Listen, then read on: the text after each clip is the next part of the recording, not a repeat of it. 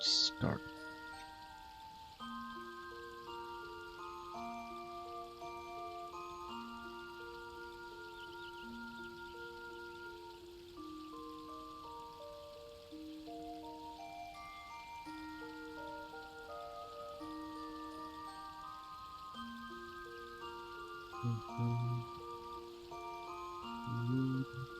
Yeah.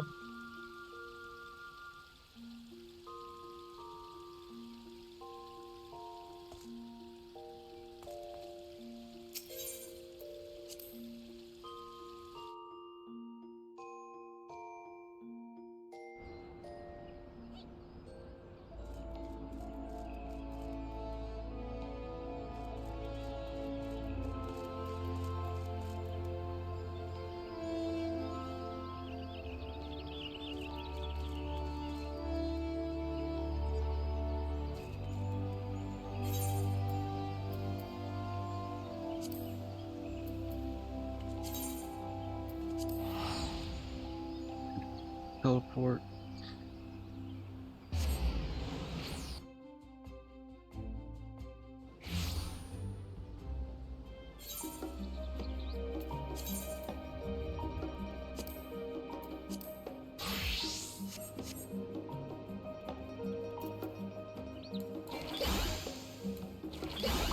Put those all on.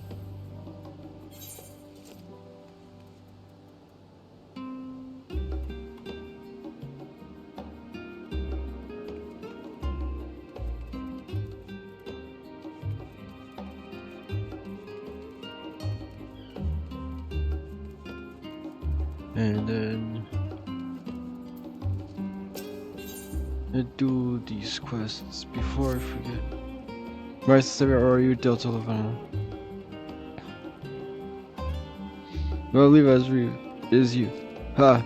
I knew you'd be first track you down. Who's the guild ship's top hunter now, eh? Wait, you've heard of guild ship hunts, yeah? They're not so different from the hunts you're familiar with in Eorzea, as I understand. I wager they're rather more challenging, but an adventure of your caliber would never turn down a challenge, would you? No, you would not. Pray, speak with no throw. At the peristyle register your interest at your earliest convenience.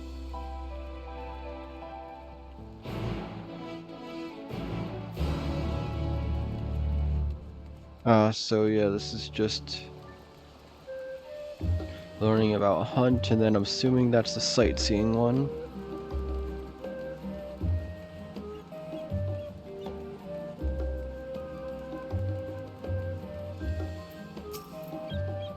Northro, have you come to place a bounty on our unruly beast? Mm-hmm. Marsgar, you're Delta. I was half decided to set the others an impossible task asking them to find you. Your leader's gunship has begun posting hunt bills, you see, in the hopes that capable individuals will take up arms to lighten our ever-increasing load. Unfortunately, capable individuals remain in sticking point. Few hailing from our fair poets will be willing to take up arms, let alone be able to stand against the fearsome specimens. You, however, have the experiences, the grit that we need. When I heard that you had arrived on our shores, it was music to my ears. You need to work for free, of course. We've done our research, and the rewards we offer are as fine as any fine abroad. The currency we employ is a relic of times when Gleaner was a great deal less figurative, so you'll find somewhat eccentric, but it's good as Gil here. Speaking of eccentric, it should be noted that the majority of our clients are scholars. You probably won't have heard of half the creatures you send you after, but I'll find best not to worry over much. Sleepies collect samples, try not to think about long-term effects of touching the said samples and get paid. Simple no. That being said, I wouldn't dream of throwing you deep end just yet. Let's let you start with some junior marks so you can get your feet wet.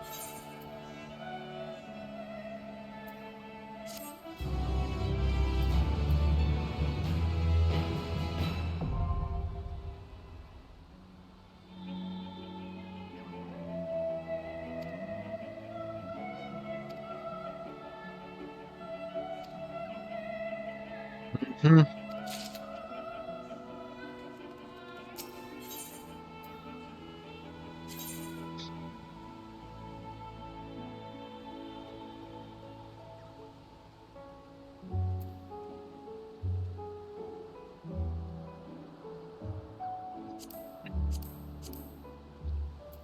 Let's just accept it for now.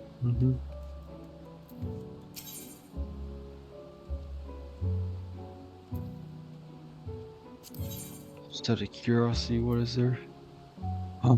Oh.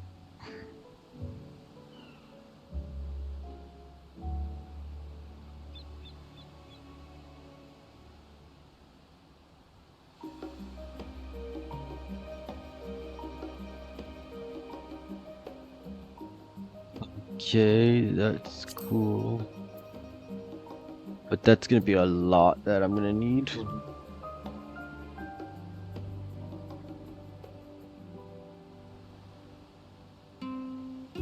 Mhm.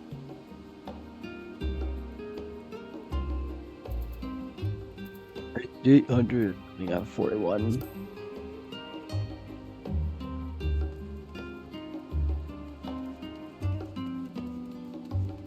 Mhm.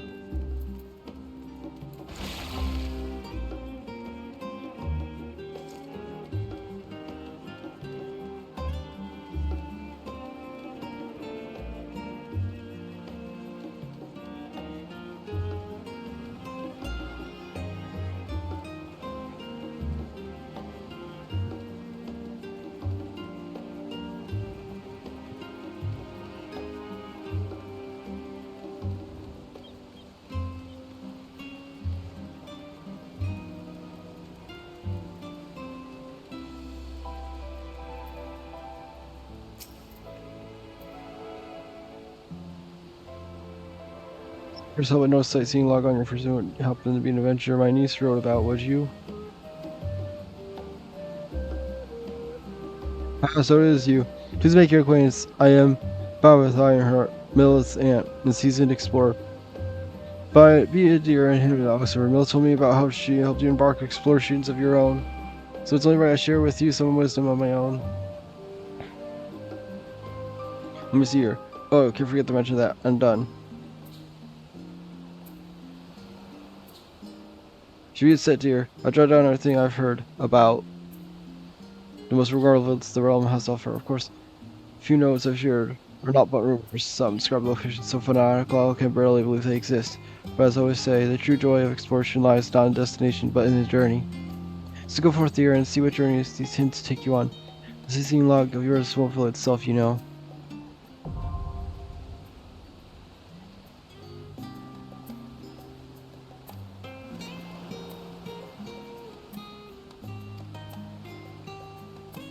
Mhm.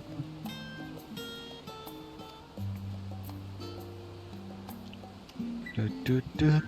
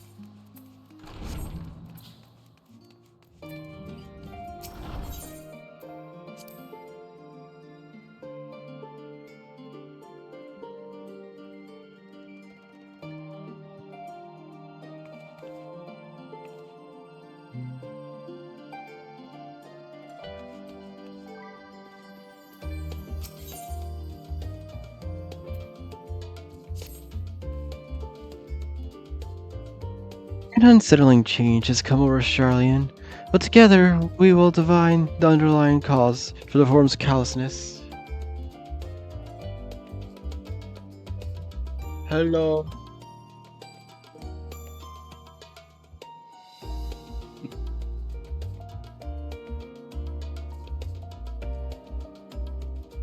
Fine.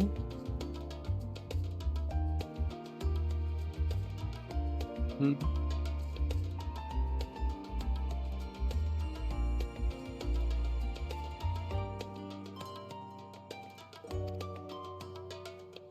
As mentioned before.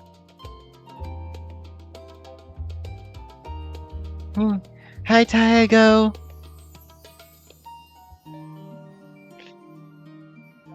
As I mentioned before, however, questioning the counselors directly is a fruitless endeavor. They seem to have already come to a consensus as to what and how little they are willing to divulge. Which is why I began scouring Charlian's archive, a historical record for any hint of connection to the final days. Suffice it to say, progress has been slow. There are only so many dusty pages one can skim in a day. But now that I have this band willing reinforcements, the search should proceed all the swifter. Oh. Huh? What?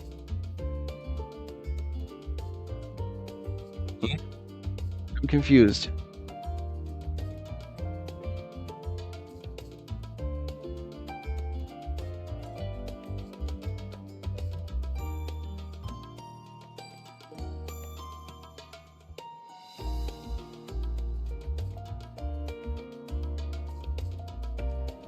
Let's reconvene outside Nominian, shall we? Exit the annex to the right and you'll find the archives on the western edge of the woods.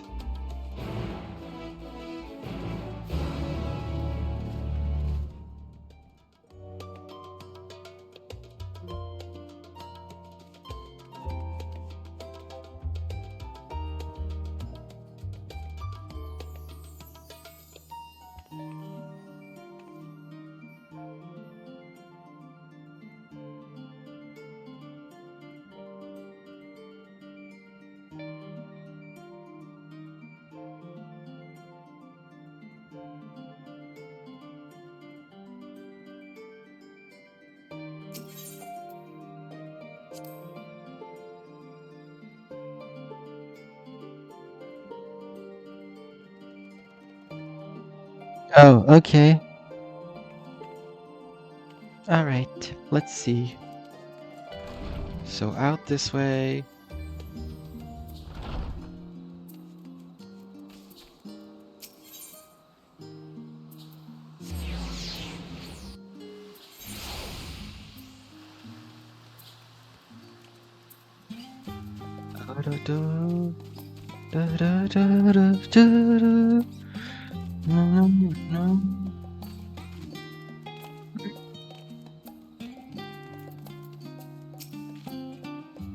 Directions were easy enough to follow, I hope. In any case, you stand now before the doors of Nomian, Charlian's grandest collection of books and tomes. This building is actually only an entrance, and one of many at that. For the archives of Pneumonian extend deep beneath the surface, like the roots of a tree. The vast halls of the great Google Library pay in comparison to Pneumonian's endless maze of subterranean chambers. Any citizen of Charlian is free to enter and pursue the shelves. Well, most of its shelves. Only Archons are afforded access to certain restricted vaults.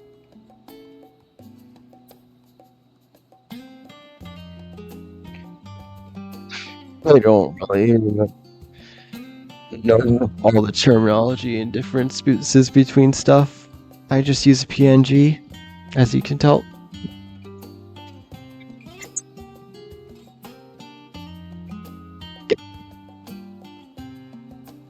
Second I say I use a PNG, I disappear. That's kind of funny, the irony.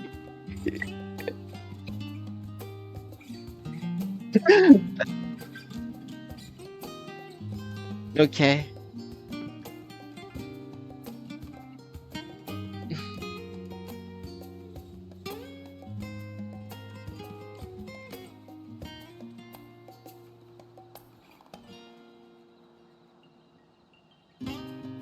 And then 3D would be the one. Would be like the one where they have full control over everything.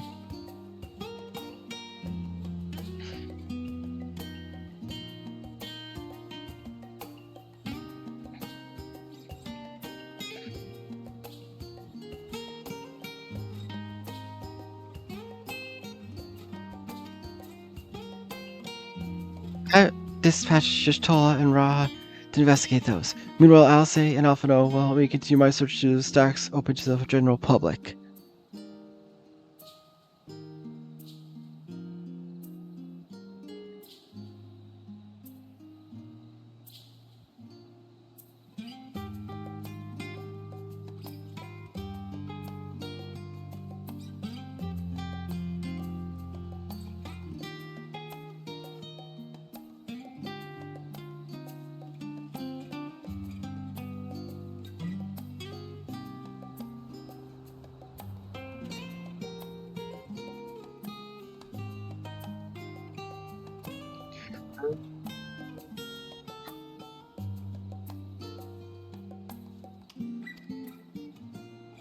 Status prevents more problem. As a non-citizen, you are only permitted to browse the first floor here at the entrance. Even so, there should be a number of books which touch upon Charlian history and the foreign policy. Very accessible will find and study the relevant publications. I promise you, a working knowledge of those subjects will make it far easier to spot the sort of clues we're looking for. Let us be about it, shall we? I told the others to meet us at the stone benches over there once they've found some promising tomes. Happy reading!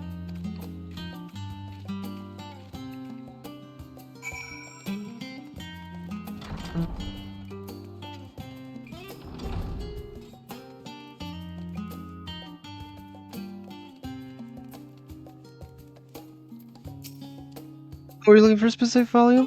All your archons may check out forbidden tomes, but if there's anything else you require, simply say the word.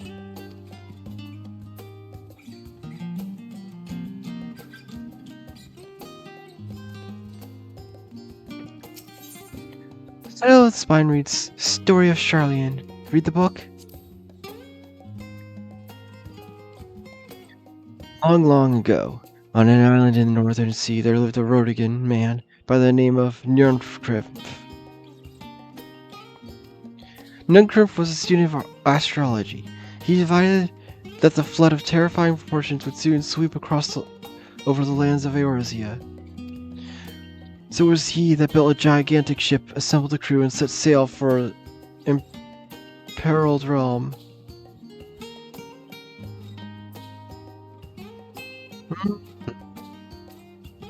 The flood arrived as foretold, and to the horror of strangely churning waters drove the people towards the ocean.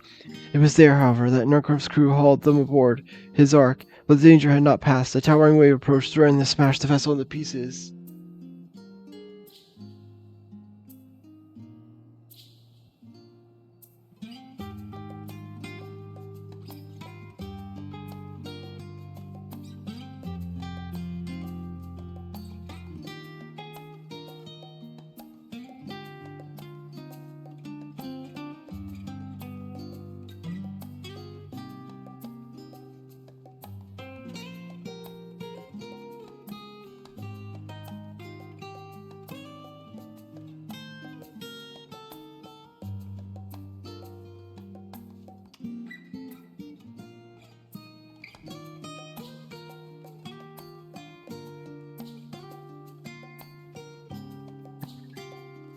I just read that. With only moments to spare, Nirnkrif wove a mighty spell of teleportation and shifted the entire ship safely atop Albaltha's spine. Wait! This is the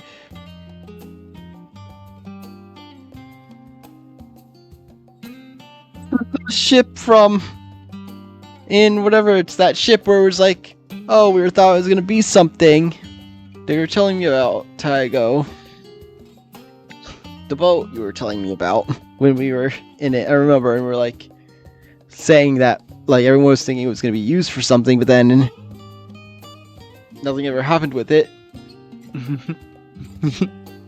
That's cool that it shows up here.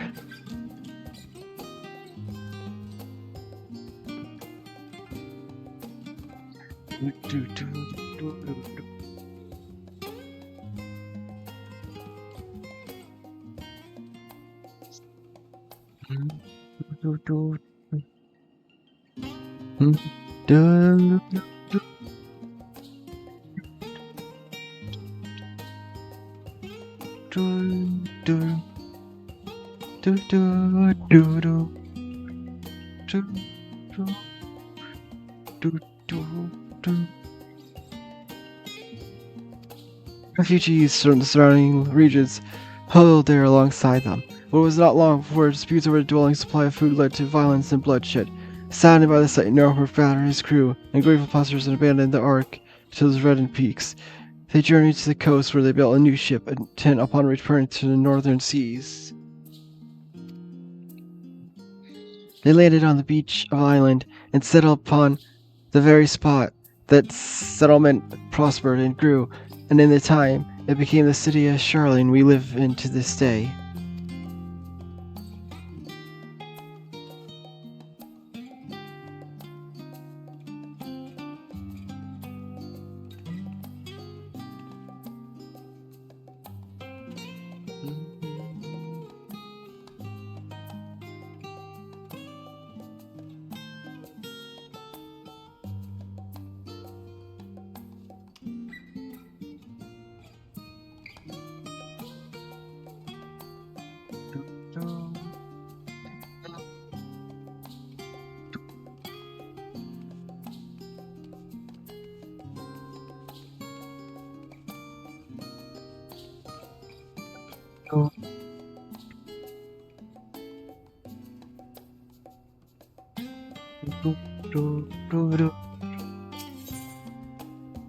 Alice Bindery's Story of Charlene.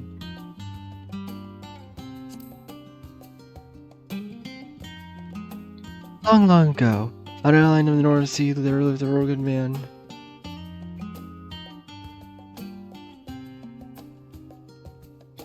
I just clicked the same one. Oops.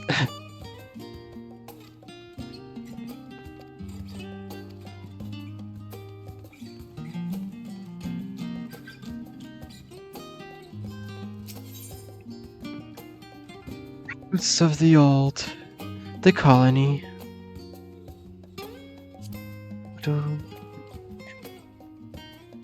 Many years ago, on the banks of Thalic, in the Javanian hinterlands, a Charlian colony once thrived.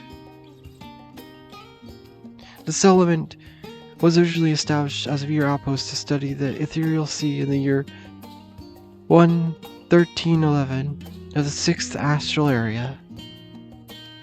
Scholars dispatched to the Eorzean founded of the facility wanting, and their demands encouraged gradual expansions in structured services.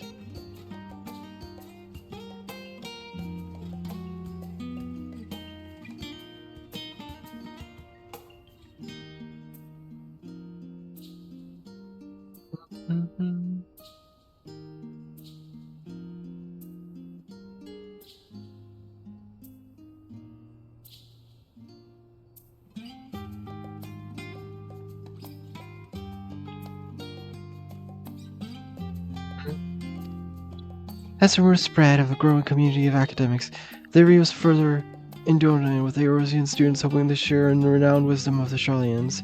50 years later, the forum passed a motion to recognize what had become Flourish Town as an official Charlian colony. Eorzean residents calling the colony itself Charlian, which led to no small amount of confusion when discussing turned to the subject of the motherland. In response, some Charlian inhabitants, if pressed for their name, would simply refer to it as Emporium.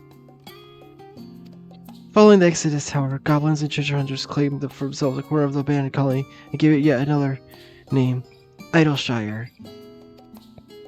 The following chapters go on to introduce the more prominent features of Idleshire.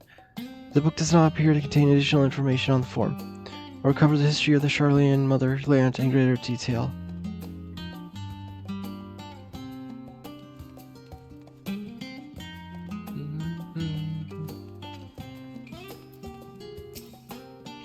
I am rather in the middle of something, so if you wouldn't mind leaving me to my research, thank you.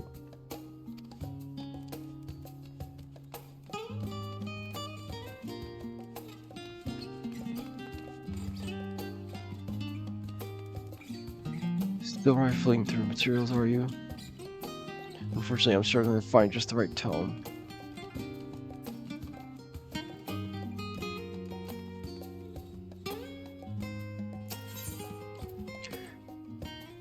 Introduction to the Heavens. Have you ever gazed at the skies above and contemplated the mysteries contained therein? I speak not of the shifting cloud patterns, but of the vastness beyond, of the sun and the twinkling tapestries of the night. Some think of the dome above us to be a finite space, yet among the leading thinkers of our age, one scholar's depiction, the boundless sea of stars has firmly taken root. Alas, this heavenly sea overhanging its unreachable, unknowable destinations, there are few indeed who can explain in satisfactory detail why our own star is believed to revolve around the sun. It was the technologists of Alec who came closest to understanding the laws which govern the starry abyss. It was they who launched Dalamund and sought to expand beyond the earth-bound of existence. Having read the ancient ambitions, I wonder, has your interest in this field of study waxed or waned? What if I were to tell you that internal constellations were arranged differently in the distant past? That their position continues to shift almost imperceptibly but measurably as we joined into the future? Would we be shocked to learn that the stars drift further and further apart, and may indeed do so forever? Are you eager to learn more? The book is on the wrong subject. Search for works which contain details on the former mentioned the history of Charlian.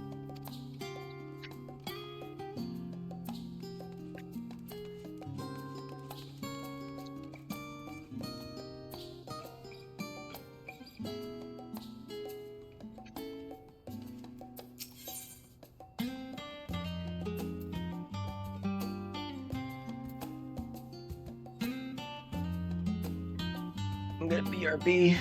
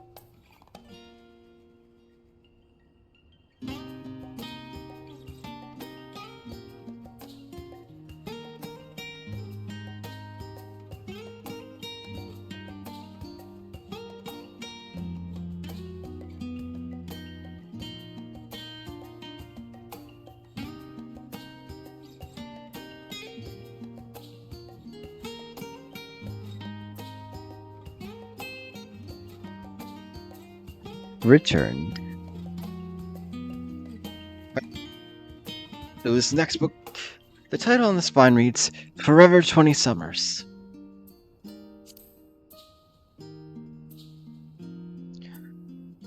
My beloved seekers of knowledge, have you ever put learning before your health and neglected to feed the rest of your body as you should? I too once engaged in such foolish practices, but one night, engrossed in philosophical study, I had an epiphany. For all the world's mysteries that drive us into reckless abandon, we had so very few years of life in which to achieve our goals. Thus do I share with you this mantra, I am forever 20 summers young. The number itself is unimportant. You could be 19, or 23, or 40, whatever age you are when you discover this manual. Let that be the age you aspire to remain. The mindfully healthy living will let you extend the time available to spend upon your chosen research another day, another moon, another summer to grasp the greater truths you pursue. In the pages that follow, we will explore the secrets of maintaining one's physical condition from a biological, ethereological, and arcane viewpoint. The book is on the wrong subject. Search for works which contain details on the form, or mention the history of Charlene.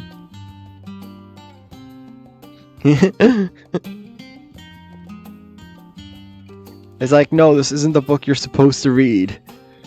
Like, I don't care. I'm getting lore.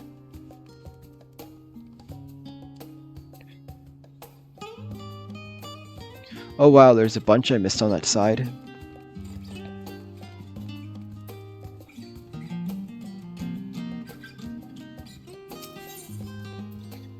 Paid book on spine reads Stewards of Wisdom.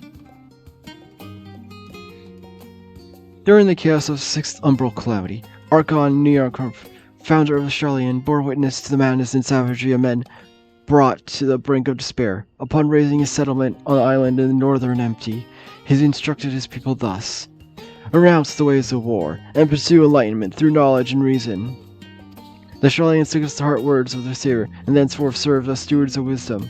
Upon foundation of accumulated learning, they had built a homeland unlike any other nation, born from the strength of mind rather than strength of arms. With knowledge of economics came shrewd trading. With knowledge of agriculture came bountiful crops. Engineering brought wells and sewers, ending squabbles over water. Wealth of expertise could be bartered for wealth and coin, and the more their wisdom spread throughout the world, the more mankind as a whole would thrive. And so it was that no matter the trial and tribulations of the age, the citizens of Charlene will live by their founder's teaching. For the sake of a better tomorrow, the sake of a brighter star, they would eschew the tools of war, and with knowledge deliver the world. Do do do do.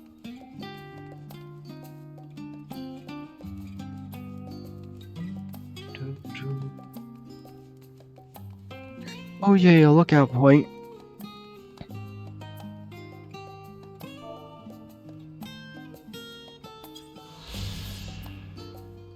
No, the pride of the stadium and apparent institution to the great Google Library. The massive collection of scrolls and tomes is the largest of its kind. Knowledge from every corner of the world collected here, and efforts to compile a bibliothetical, historical, the ultimate repository of wisdom, an endeavor without end.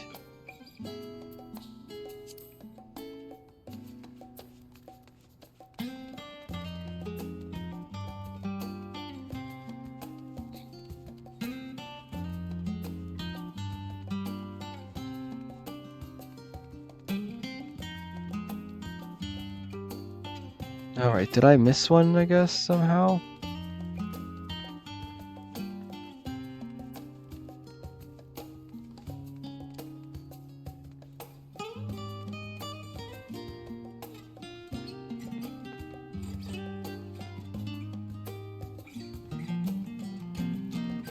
I guess I missed one.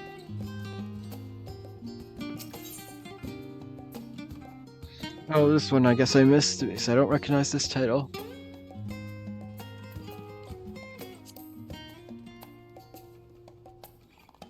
In the years which followed the founding of Charlene, civic policy and other matters of importance were decided by the Ecclesia, a public forum at which every citizen was eligible to speak. As the city's population grew, however, the format became increasingly impractical. A larger number of participants gave rise to ever longer debates, resulting in significant delays of vital resolutions. Various measures were introduced in an attempt to curtail productive discussions. By the year 201 of the Sixth Astral Era, it was ultimately decreed that Charlene would transition to a new form of governance. The issue would now be led by a body of 99 members, citizens chosen from amongst their peers by means of a nationwide vote. Thus was the form, as we know it today, conceived and created. You have gained fundamental understanding of Charlene history and the foundation of the form. Head outside and rendezvous point and await your companions.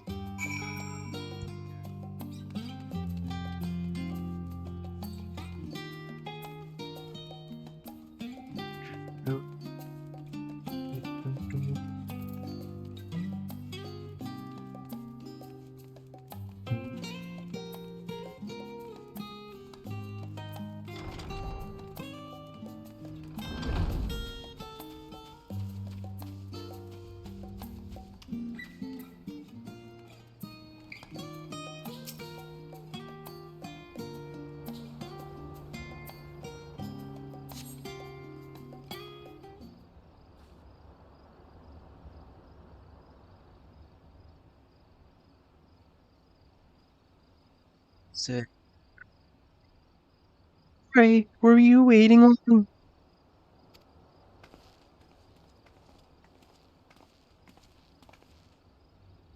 to make sure I borrowed at least a few promising volumes. Alphino and Krail should be along shortly. As delayed in similar fashion. As far as I could see, no titles in the Archon stacks mention the final day specifically, so we have no choice but to start with the tangentially relevant tomes, if there are even any. Or if they are even that. At present, it's plain to skim as quickly as we dare and share our discoveries as we make them. It would have been nice to invite everyone to a state, plenty of comfortable places to read, and a ready supply of hot tea. Oh, I was quite fond of reading outside. But it's not about the little pleasures. You miss your home? It's been difficult. After our role, we managed to speak with one of the family servers and asked how things were. It seems our dear father instructed staff that even if Alphino and I were to return to Charlene, we were not allowed to access the threshold.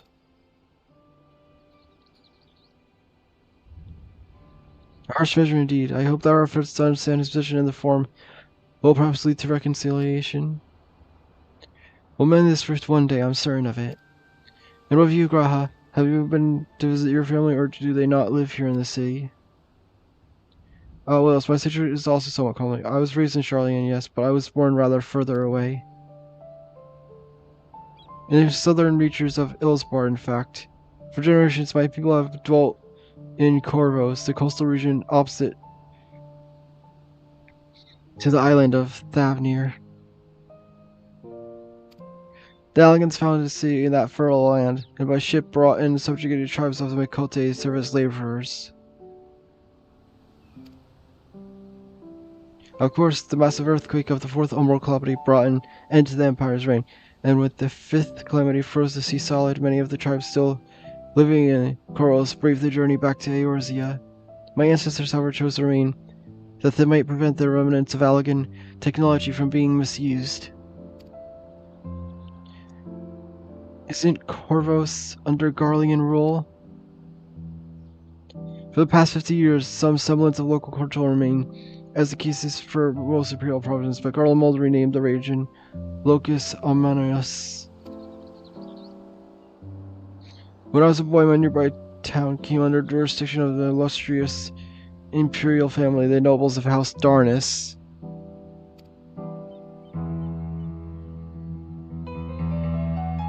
House Darnus demonstrated singular interest in Allagan civilization, and so my tribe was forced to consider a plan of action. For some time already, voices had already been raised in favor of abandoning our ancient customs. After all, the Allagan and I no longer passed to our eldest children as rebellious as it once had. Fear of discovery eventually tipped the scales, and a decision was made to bury our ties to knowledge and traditions of Allag. As the last child born with Allag and I was given over custody of the friends and the students of Balassian, who had me registered as a Charlian citizen. I never considered, forgive me, it was an unkind question.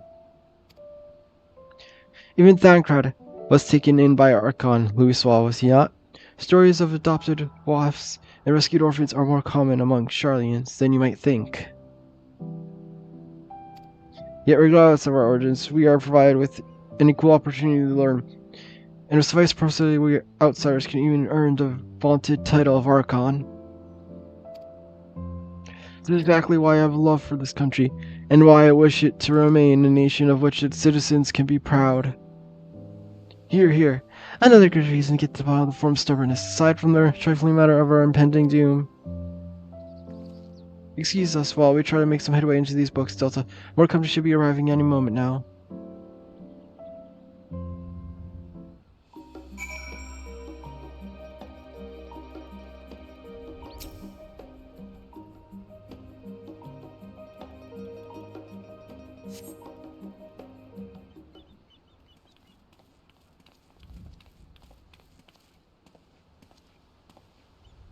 We return with our selections.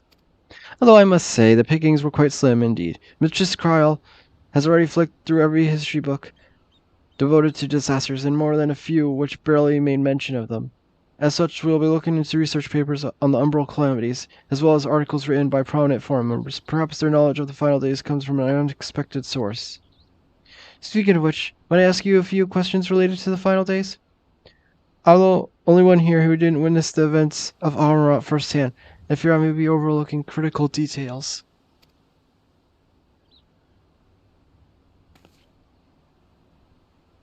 My thanks. Now where to begin? First things first, what kind of phenomenon did the ancients encounter as the final days grew near?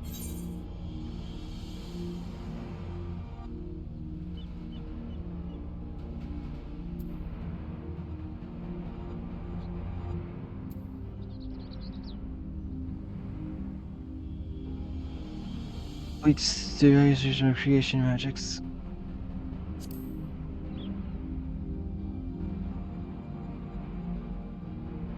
Yes, the unfolding catastrophe wrought havoc on all manner of life. The chaos extended to the ancients themselves, causing their powers of creation to spiral out of control. Fear and despair manifested in terrible, tangible fashions. Meteors raining from the sky, fire erupting from the ground, indescribable abominations prowling the streets. That more or less understands with my understanding. If only arts of creation had survived until the present day, we might have had something substantial to analyze. Best of our knowledge, however, those techniques were not preserved or passed on. Ishtal summarizes that the closest known magic is that of summoning rituals promulgated by the Ossians. Was there all else of note which heralded the approach of the final days?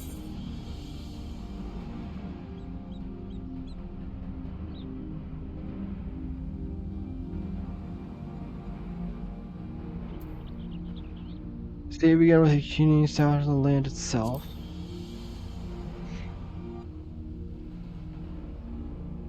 Ah yes, the Alright spoke of it, didn't they? We never did hear this sound ourselves, of course, thrust as if we were into the midst of the madness. What it seems is that each and every one of the catastrophes were preceded by an ominous noise. Eventually, it resounded all across the star, and not even Amarat was spared. So the ground was crying out, you say. To be considered the harbinger of doom, it must have been quite distinctive and probably quite loud. I'll have to speak with one of the Nomian Mammoths and ask after any books which make mention of such sound. Last but not least, would you describe how the ancients sought to quell this unprecedented calamity? What definitive actions did they take?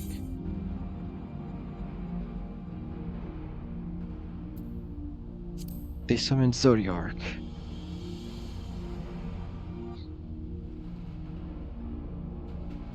Yes, with Eldibus serving as his heart, so many gave themselves in sacrifice to bring him into being. We do not know exactly how Zodiark brought salvation to Star, only that by his godlike will were the laws of nature set all right. Then once the balance was assessed, the ancients offered up a further sacrifice to heal the ravages of the final days. Life sprouted anew, and it was these fledgling souls that they intended to render unto Zodiark a tree they would have allowed them to resurrect the shades of loved ones absorbed by the primal. or might have had Venat and her followers not manifested their opposition in the form of Hydaelyn. Thank you both of you for the detailed review. I feel much more confident now in my understanding of events. While I freshly mind, it does make me wonder why the telephory truly mean when they speak of bringing back the final days. We've seen that they're doing with the towers of theirs, forcing people to summon primals a kind of catalyst. Are they attempting to mirror the conditions to cause unstable creation magics?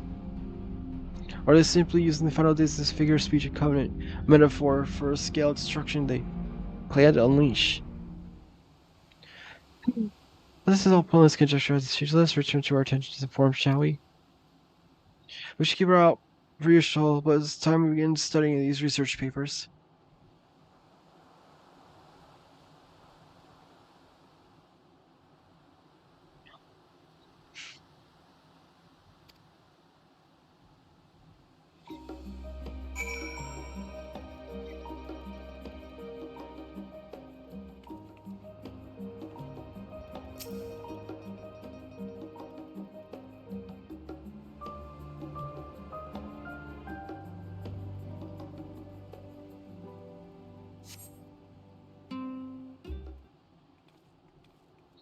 You're still, I'm the last one, am I? Well, my extended search of the Archon stacks produced one or two possibly useful books, but I wouldn't get your hopes up. If you recall, Oriange learned of the source's reflection from the Garon oracles. For its potential to cause panic and confusion, that tome was deemed apocrypha and sealed away in the Great Google Library. It's even less likely that knowledge of an unsundered world, not to mention the horrors of fathers, would be left sitting on a shelf for any curious scholar to find. It stands to reason that my colleagues, be they archons or counselors, should performs be largely ignorant of the subject. Yet when you confronted Master Fulcherant with the knowledge of the telephory and their machinations, he scoffed at the suggestion that they posed a threat. He seemed adamant that the forum would know if the final days were truly upon us, which only supports the conclusion that whatever privileged wisdom is guiding the forum's behavior is being kept secret from the rest of the nation.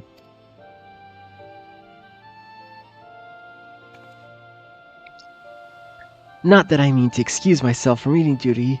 Whether they contain mention of the final days or no, these books could yet hold something of value. You weren't thinking of leaving, were you? There's plenty of work for everyone.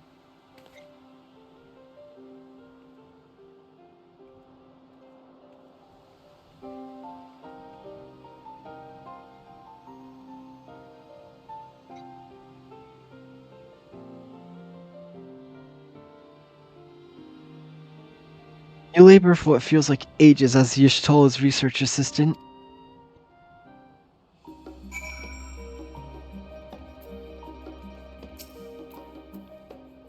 Oh dear, you look exhausted.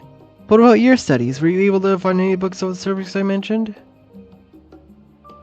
The day was well spent. Should you wish to read them again, ma'am, the Reverend's desk will point you in the right direction. For the moment, though, I suggest you take a well-deserved rest. We might be occupied with our research for quite some time.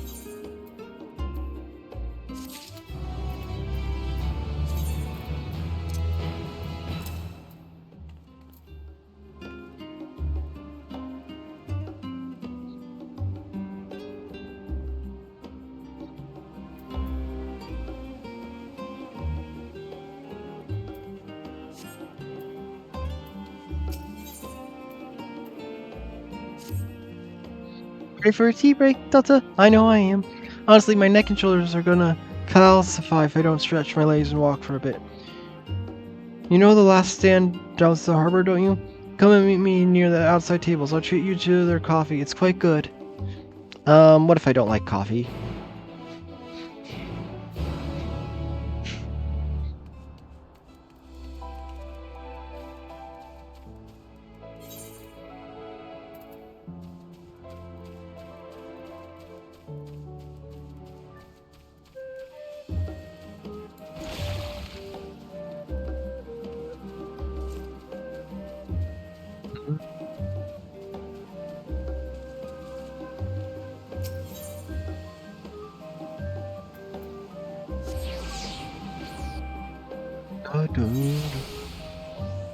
I like the music here.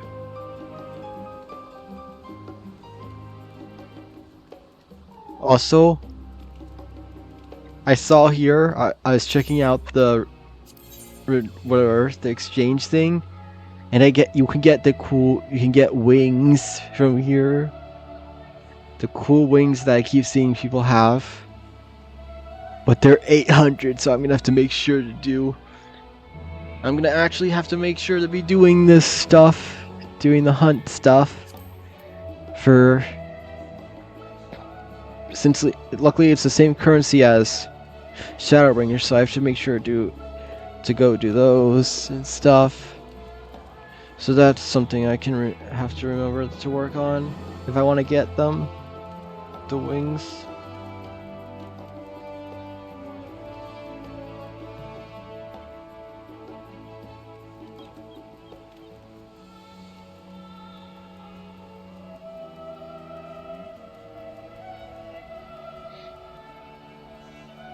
Yeah, I have to remember to go claim them from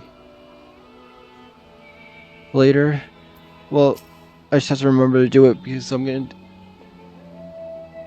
still have to do that weekly quest anyway in wherever it's the weekly quest that happens after the Alliance raid from Shadowbringers.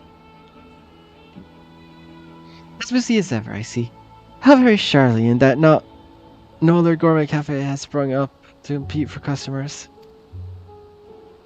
Actually, this crowd gives me an idea. Before we place an order, why don't we ask a few questions to gauge the mood of the city? I'm interested to hear what the Iverson has to say about telephony. We might even learn something new. Worth a try, don't you think?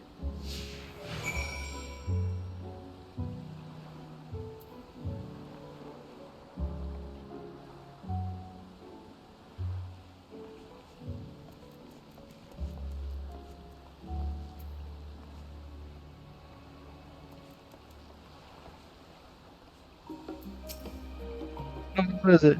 Can I not enjoy private respite? If you're looking to share a table, then specifically request you look elsewhere. Miss Esther, I simply wonder if you knew what to offer these enemies of peace that promise to end all the dear. Wait, you're Housey over, aren't you? This woman is always informed. I've heard you were disowned for helping outsiders indulge barbaric whims, and here you were giving truce to the warmer. I think you leave me. I'm not to say the likes of you. I must apologize. It was foolish of me to expect an ounce of civility from one so unlike. Come, Delta.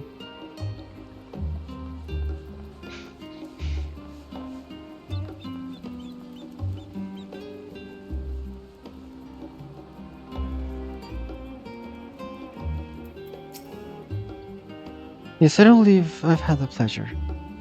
Great excuse the interruption, but we're hoping you might share your thoughts temporary and their unconscionable plans.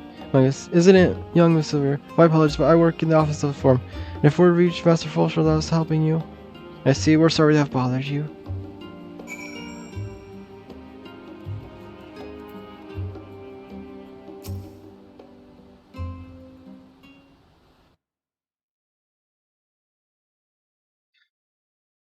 Welcome, madam. What can I offer you today? Mr. Salazar? My word, how long has it been? Far too long. Me Dixon, the owner of Last Stand. I used to frequent this cafe on occasion, in between lessons at the stadium. Seems like an age ago. I remember hearing that you and Master Alphonse said stuff for hours away, and then you never came back. Lady's been gossiping for father, so and Perry. Everything alright at home? It's complicated, and I expect complete strangers to be so familiar with our situation quite so quickly. Everyone has opinion, it seems. What is House Livier? No matter how discreet Mr. Fulshart may have been, the news of your is doing never stays secret for long. That being what they are, what brings you back to the city now of all times? We have questions and only Charlene has the answers. Tell me, Rester, have you ever heard anything of the apocalypse called the Final Days? Well, nothing like that, I'm afraid. And what's this to hear fine information on this apocalypse? Yes, where we can learn. Unfortunately, your patrons appear unwilling to speak with me. I wish there was more I could do to help.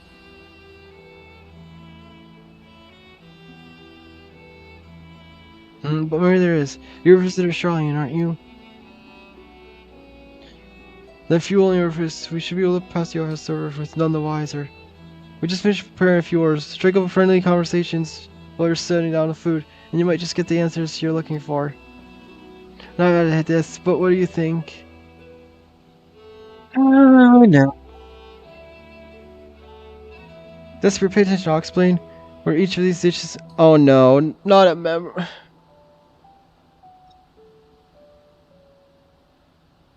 Not a memorizing. Why memorizing? I'm gonna immediately forget it.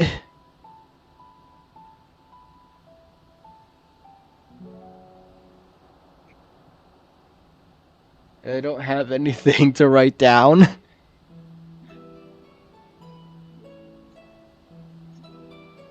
Mm.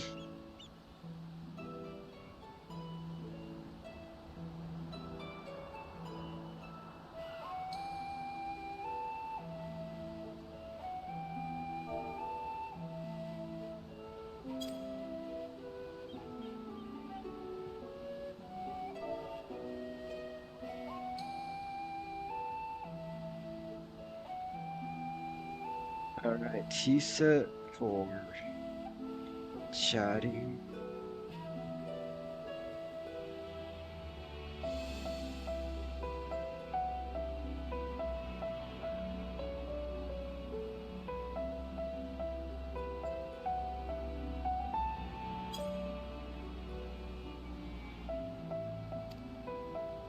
For one of our regulars, a Highlander by the name of Gisel.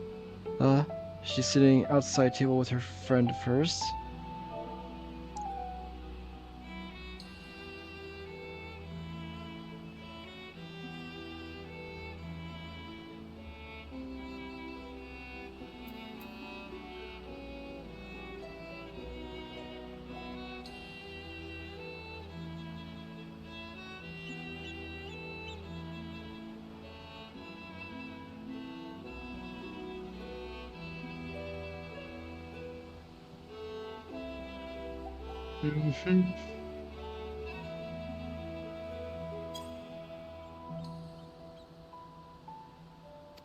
Behind them, you should see a Makote gentleman. He ordered oven-baked lobster.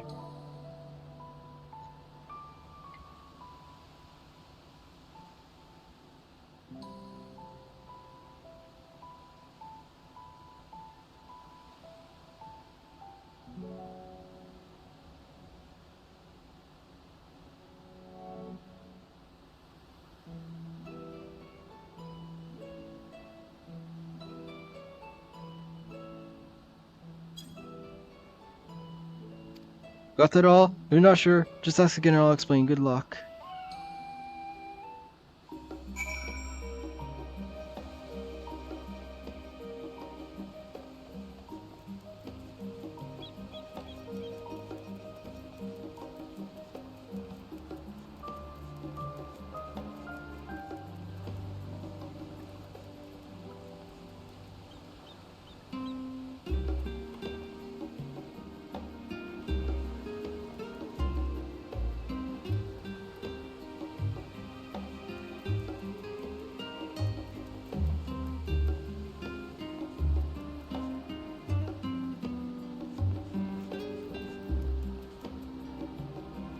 So,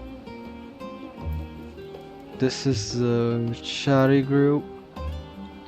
So, the T set.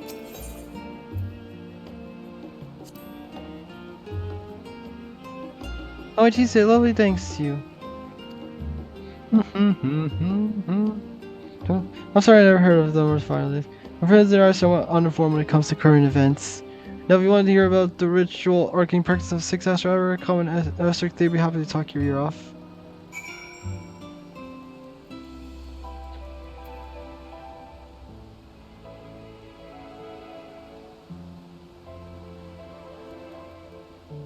So then, omelet for her.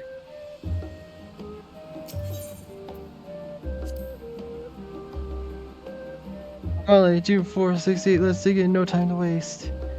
Oh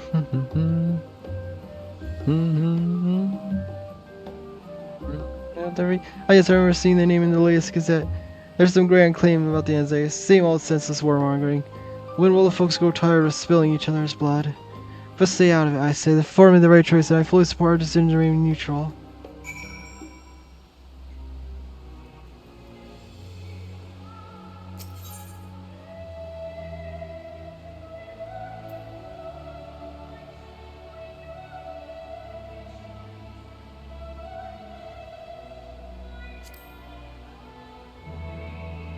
Some big bluffs are his mine. You have no idea how I'll script and savor and suffer to afford this heavenly dish.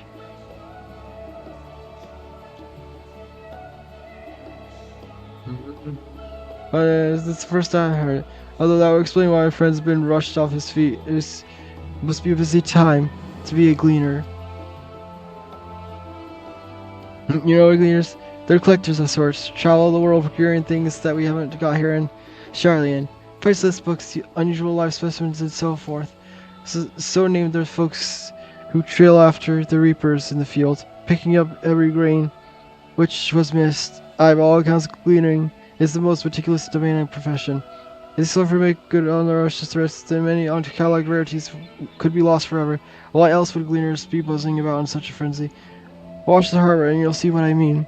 Their craft loads in from the docks all day. It had never been this hectic before. Not like this. Alright.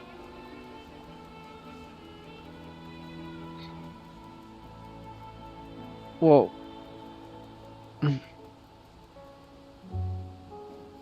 Whoa. What's your person doing?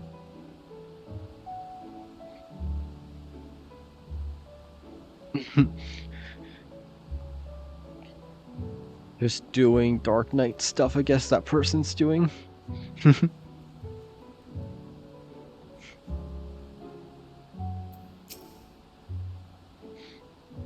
And show with the customers, were you able to get anyone talking? Interesting. Seem unaware of the final days, aside from whatever vague news the gazettes are printing. Even Dickinson had nothing to offer, and is best source of gossip in the city. If the forum does have secret knowledge, then they've done an impressive job of ensuring no one whispers in the wrong ear. In any case, thank you for playing the part so well here. Here's a cup of coffee I promised.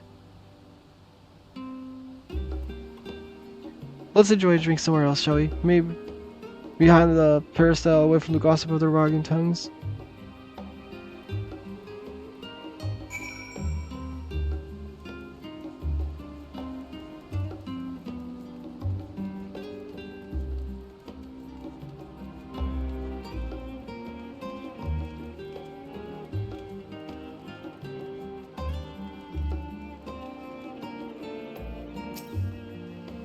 Yes, this should do nicely. Out of the way and out of sight.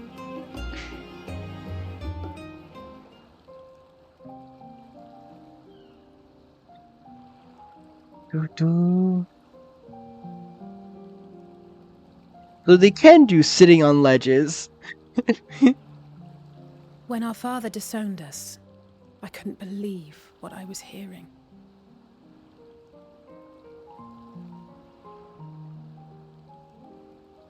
It wasn't until much later that his words began to sink in, that I began to feel the weight of what it meant.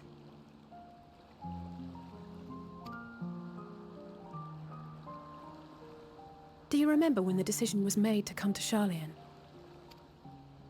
Graham said that the Forum was determined to keep us in the dark, and that Father's venomous performance was part of that strategy, to keep us at arm's length. Perhaps it was. Father argued with Grandfather on many occasions, but never with such dismissive contempt. And when he demanded what justifies the sacrifices we make in war, I honestly didn't know what to say. Neither did Alpha know, I know, but never for one moment did I believe we had made the wrong choice. So all I could do was fume silently. It was only afterwards that I realized how childish I had been, how being stubborn and self-righteous must run in the family. If I could have just mustered a civil response, then things might have turned out differently.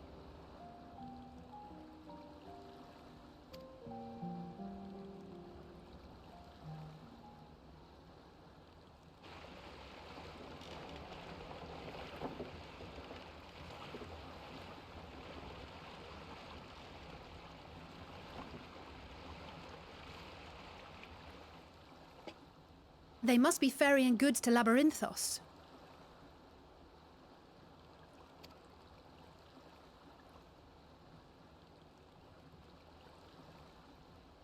A vast complex beneath the island.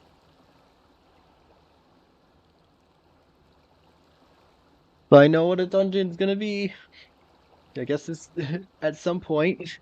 I'm assuming this is gonna be a dungeon. Sharlayan is famous for archiving knowledge from around the world. Well, that knowledge is not preserved exclusively in dusty tomes and desiccated samples. Our living library, comprised of all manner of flora and fauna, is housed and studied within that underground facility. Still, that did seem to be an unusually large shipment. When I lived here, it was rare to even see such cargo transported by boat.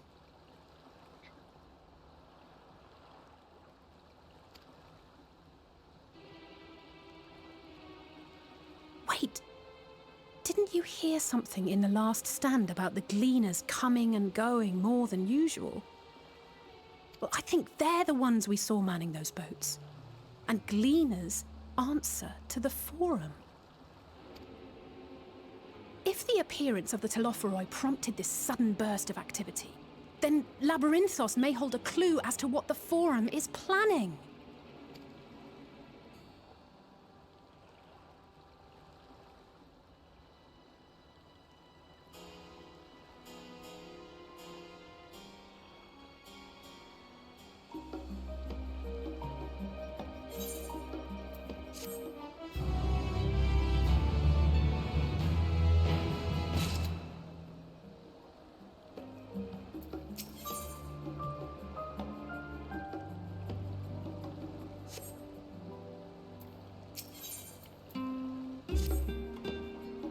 Should tell the others what we learned about gleaners. Go ahead back to no moment, and I'll join you in a moment. Master Dickinson will want his cups back.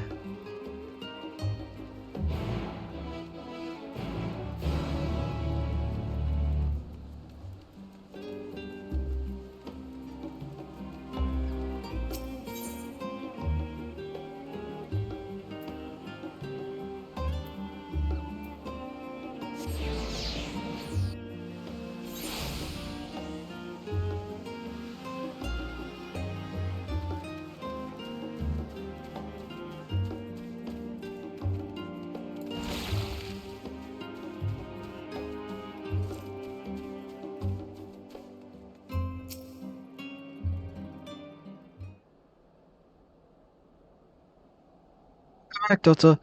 Been for a walk and cleared your head, have you?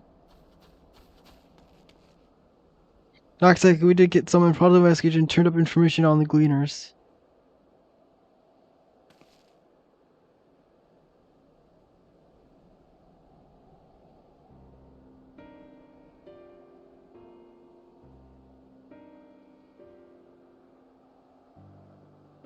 Makes sense. The gleaners take requests directly from institutions and bureaucrats, and as you say, they ultimately answer to the Forum.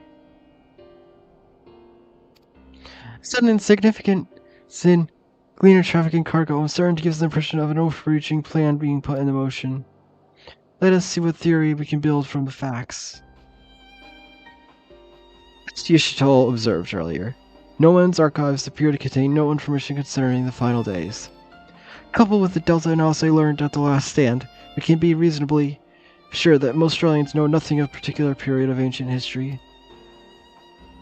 Yet my father and his colleagues are not only familiar with the final days, but they are somehow certain the destruction being perpetrated by telepathy is wholly unlike those apocalyptic events. Moreover, the Forum claims to be occupied by a duty of such pressing importance that they see fit to unilaterally deny Eorzea's request for aid. And now the Gleaners' official agents of state have been mobilized on unprecedented scale. I don't think it's a stretch to conclude the Gleaners' recent activities are in service of the Forum's secretive ends. In which case, our next course of action seems obvious. We visit Labyrinthos and assess the situation for ourselves, and if we're lucky, the Gleaners will be far more receptive to our questions.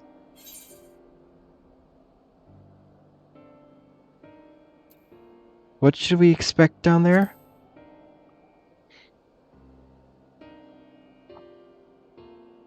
Oh, I would hate to spoil the surprise. As for myself, there are a few more subjects I should like to research. I may join you later, but feel free to leave behind your borrowed books and be on your way. I'll see that each is returned to the proper place. That'd be a great help, thank you, Raha.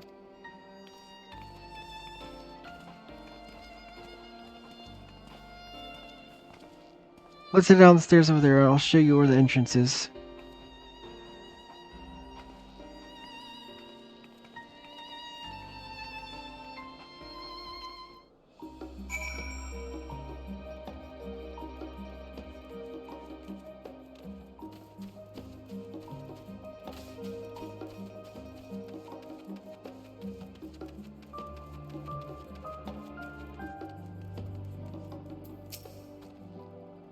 Labyrinth is not far from here, but find the path of its door 16. I'll take the lead, stay close. That's a brisk walk. Off we go then.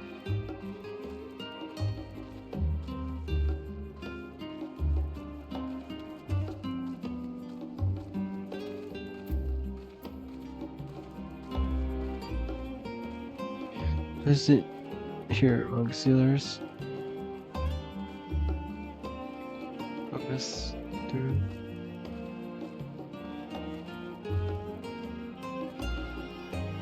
Now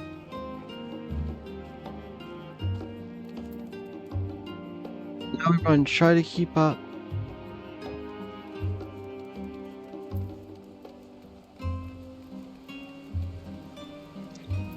On the path, straight ahead.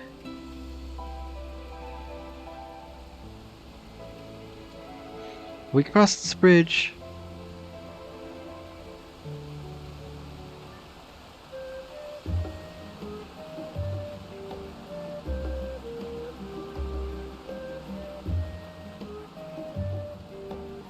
Up here.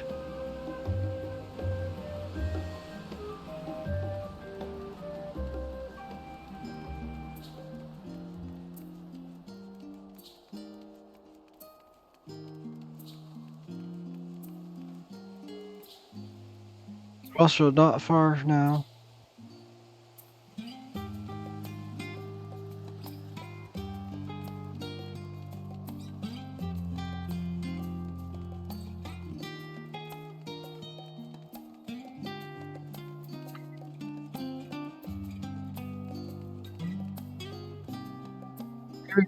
Through this door down the stairs. You do remember to tune the shard back there, didn't you? It'll make your life much easier if you need to come back in a hurry, otherwise we should keep moving.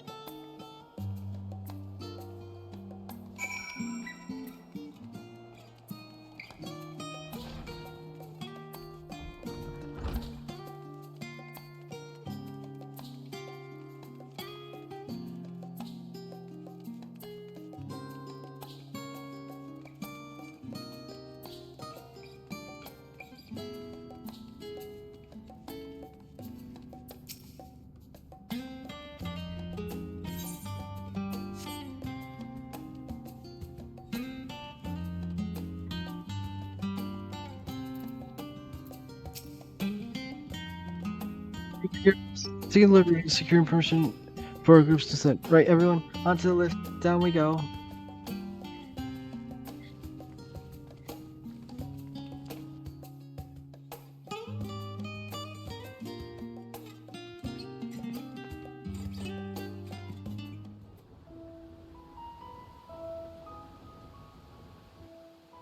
Deep beneath the scholar's city shines a false sun within a fabricated sky.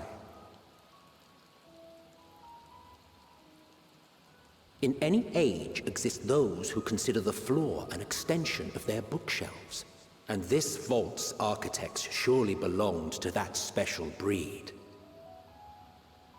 If the stack grows too high, start a new one. If no room remains, then make more rooms. A simple solution at first, and then bit by bit, a profound transformation. Knowledge buried beneath knowledge, a growing, creeping labyrinth from which there is no escape.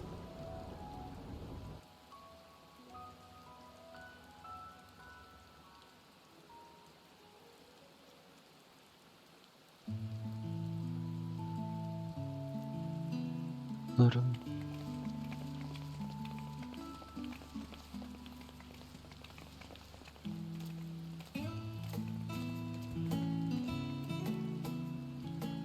Not what you expected.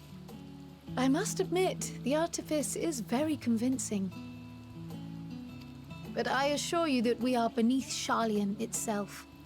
The breeze you feel, the flowing waters you hear, all created by the hand of man.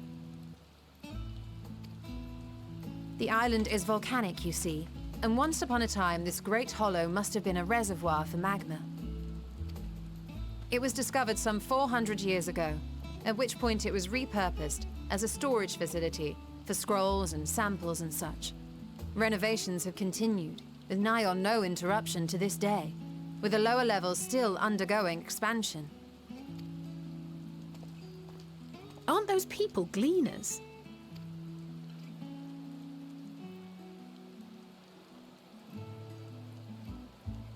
Aye, judging by their dress. They are said to work alone as a rule, but 'twould seem that rule is being enthusiastically broken today. It may be as you suspected, that they are engaged in a task apart from the norm.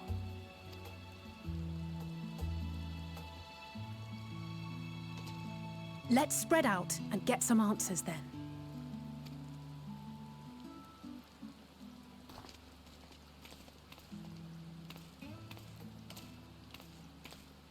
Ugh.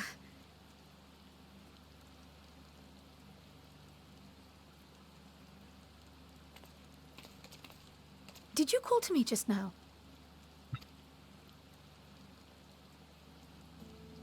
No. How odd. I must be a bit dizzy from the descent. I'll be fine, I'm sure. Let's get to work, shall we?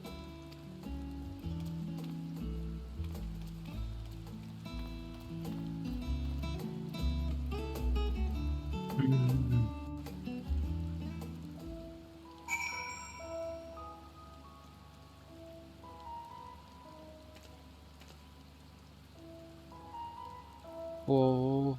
This is a big map. This area.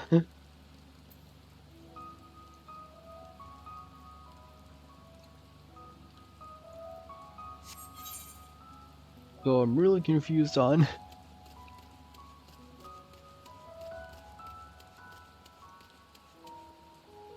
There's the part about fighting stuff. It's just a research area.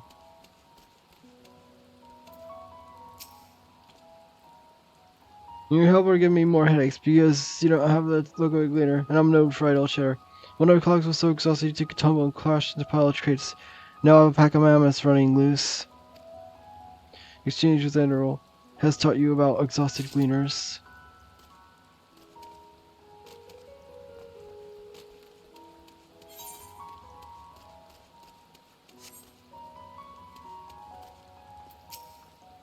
Let me think. The rest seeds should be item 1058 cumin seeds, 1059 snarl bears, 1060. What were they? 1061. Alright, my head feels like it's stuffed in muckle grass. Why more loads to take out than carry in? Why do all this at once and risk mixing it up? What if someone makes a mistake? The Corinthian carrots for the Urbanian carrots. What then?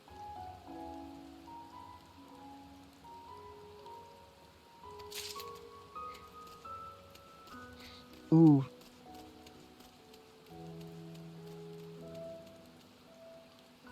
Whoa.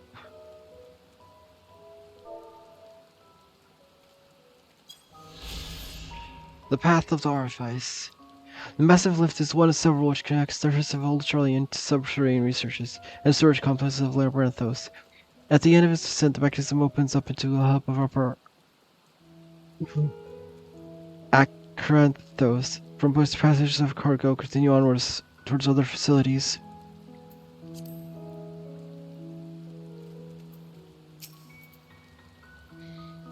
Nay, I'm not shirking my duties. I've not been down here in ages, and I wish to get my bearings before I went bumbling about. From what I can see, however, there is not obviously out of place. It seems we shall have to resort to discreet inquiries as usual.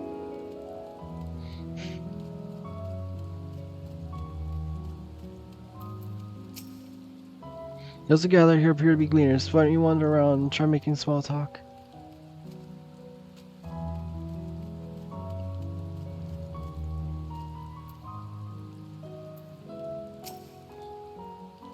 What do you want to do? Hauling books, Sonor, and fauna, if it needs hauling, I haul it. Every decade or so, take stock of Labyrinths, sort of tidying up the inventory. Never seen an operation like this before, though. They just did one a few summers ago, even. Then, with no warning at all, this mess gets dropped in our laps. Orders from high. Damn if I know the reason. Could be they're changing the for the next big expansion.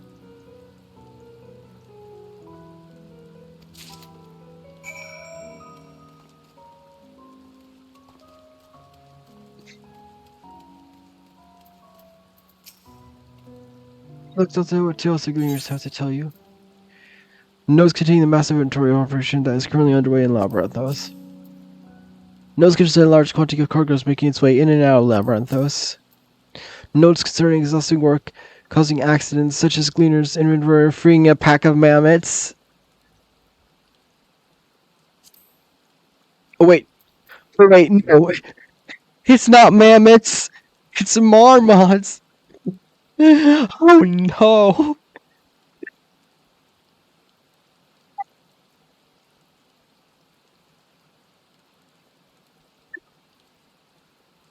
Decide what's funnier, mammoths or marmots.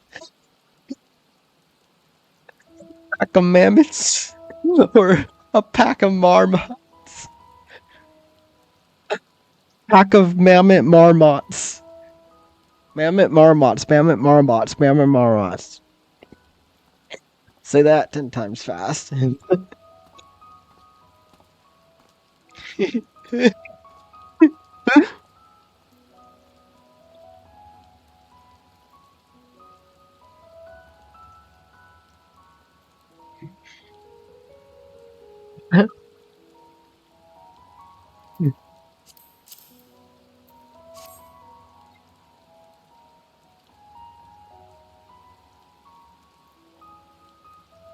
The grand operation began without warning, and every item they bring in here is sending more inventory somewhere else. That would explain the haggard faces I've been seeing. We were right, the form's definitely up to something, and they're turning Labyrinthos upside down in the process.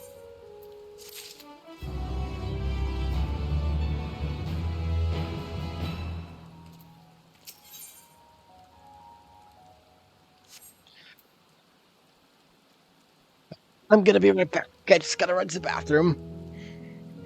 And considering they named the next quest, I guess I'm gonna be catching the marmots. Glorified rat catcher. I'll be right back.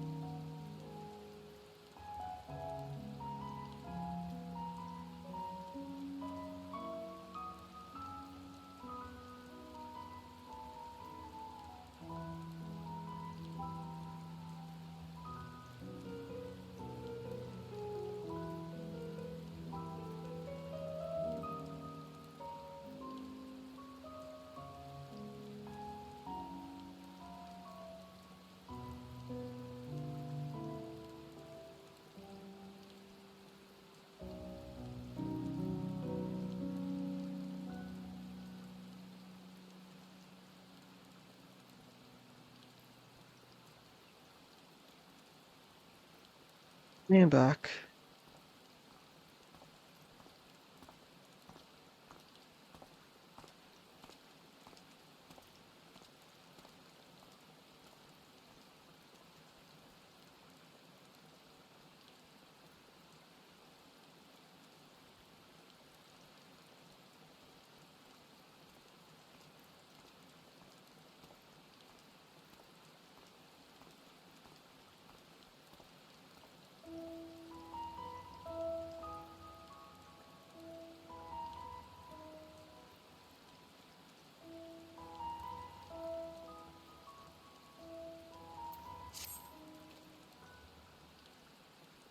We would do well to learn more of what specifically the leaders are being tasked to do, as well as tasked them to do it. If your game doesn't have an idea,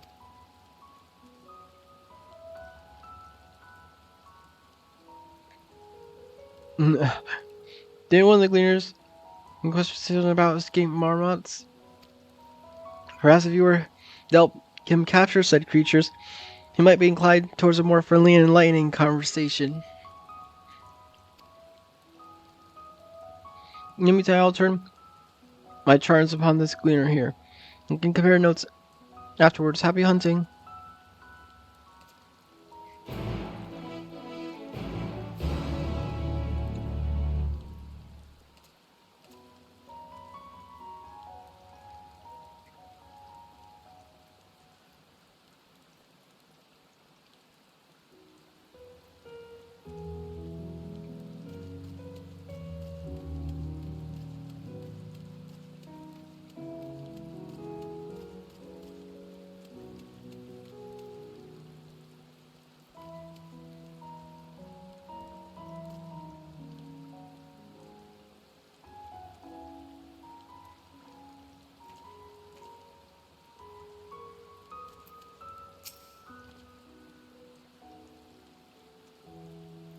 You should help me find my marmots? I'm not suitable pay for a service, but if you're offering now to go to your heart, I'd welcome this assistance. The name is Linville, friend, specialist in collective of live specimens. That said, the capture of the Nogaxian marmots is a trial I have no desire to repeat. Grizzled mice, they call them. For mercy, there are no other marmot species on this tier at the present, so there should be no mistaking our little fugitives. If you happen to catch any, stuff them in this sack, gently, of course. Where to begin, you wonder? I've not seen any escaping around here, so we'll widen our search to the surrounding forest. Be on guard, these are beasts out there that won't hesitate to prey on a marmot, or you. If you search the trees to the west, the eastern part of the forest is all yours. Good luck.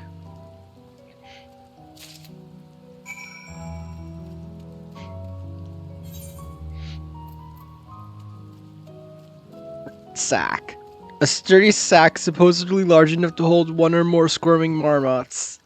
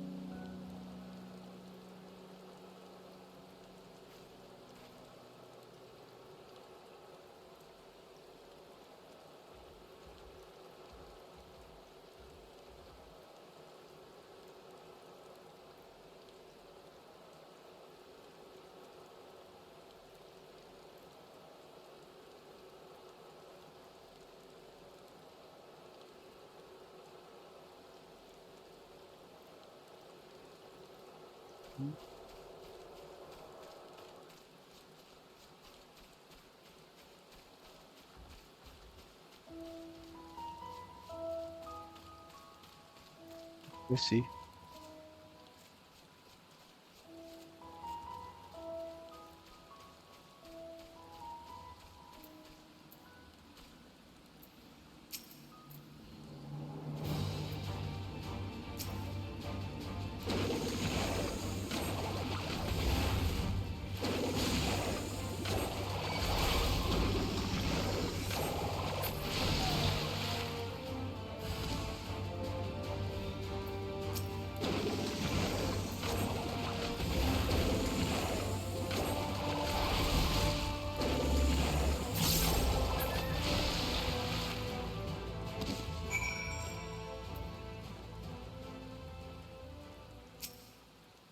Pipsqueak. Barely have you ready to sack when the grizzled mouse scumbers off into the underbrush. Of course it wasn't gonna be that simple.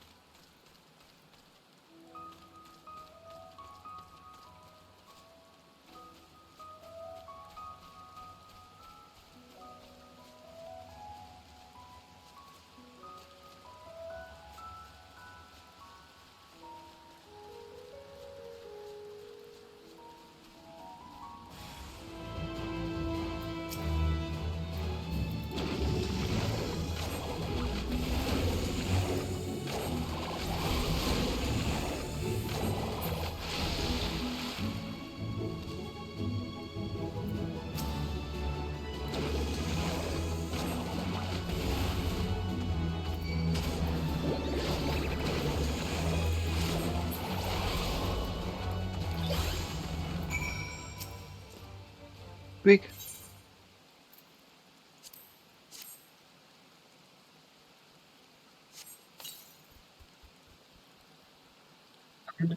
It's your guess. For what is more disappearing into the trees. Dang it. Get into the bag. Get in the bag.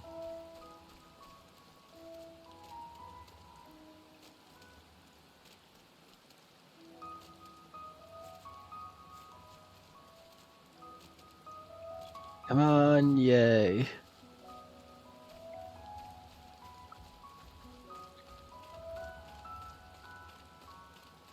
Right.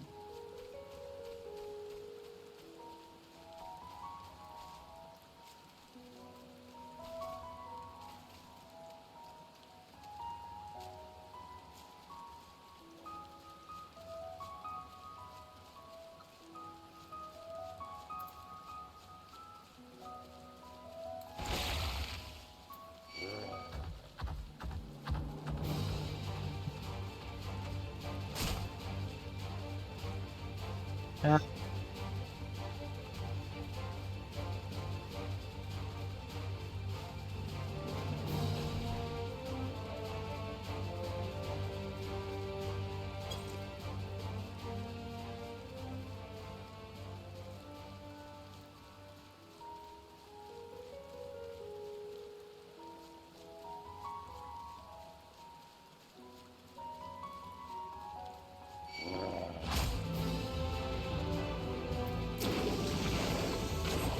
Guess I have to fight you.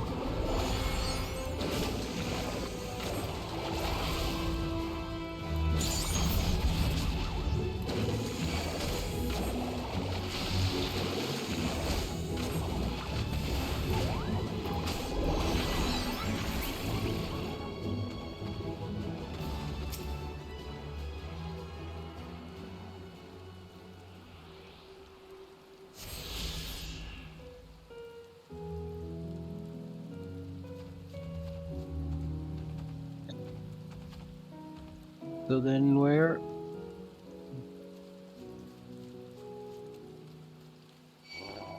Oh, dang it. Oops, I fell down.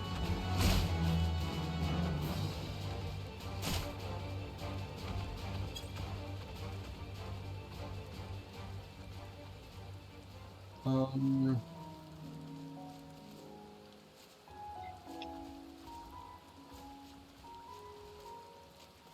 Know yourself, Marmot.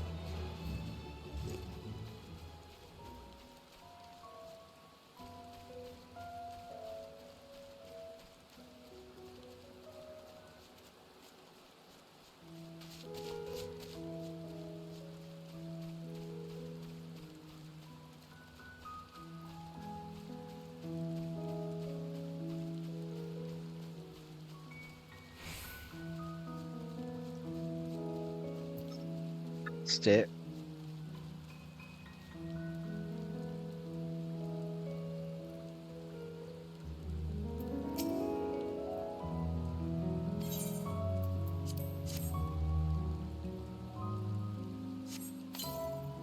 Squeak, squeak. More prepared for its speed this time. You succeed in closing the sack over your elusive quarry.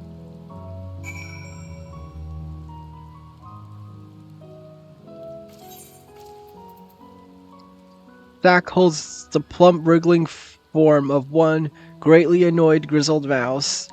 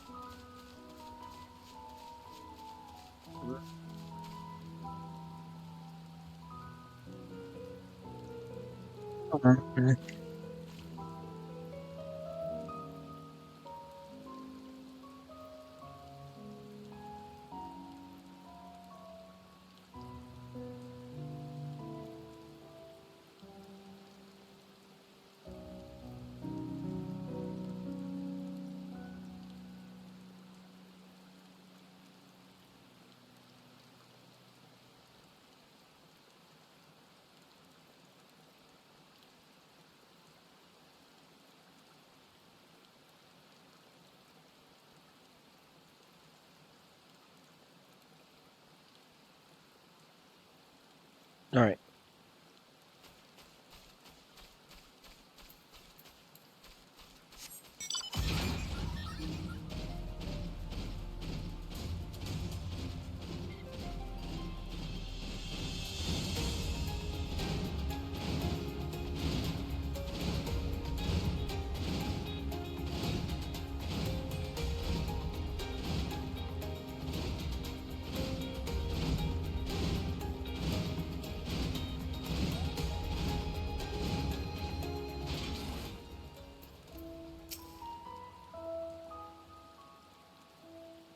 How'd you figure I tracked down 3 of the pack, which leaves 1 accounted for?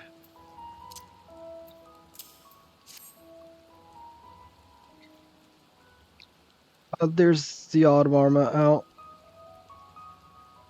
Wait here a moment while I put our friend in the holding cage.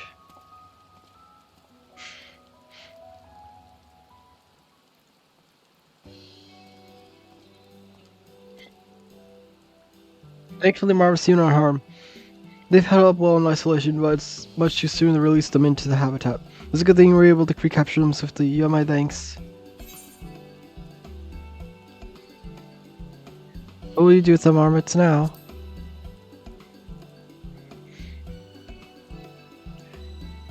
That's what the forum decide. They are the guiding authority behind Larroth after all. Their job was but a small part in a great inventory of theirs. Suitable for consumption and easy to breathe. Those were the 2 conditions I was giving for stock I was instructed to procure. I don't know what the forum has planned for these creatures, but at the very least, I doubt they'll be served for dinner today or tomorrow. There you are, Delta. Was the enemy imagine the one who was looking for the lost ornaments? Actually gonna be who are you folk anyway? I am Kraus, you know about Valacion. These others are my associates. Should be told, Form's decision late has not sent her well to us. That is why we made a sent in Lamros. We hope that by seeing those decisions put into action, they might fully understand their reasonings. It wasn't practical. It never hurts to try and gain broader perspective, does it? Anyway, duty calls. Other animals captured and enclosures to empty. Once again, I'm sorry that I can't offer you more for your services.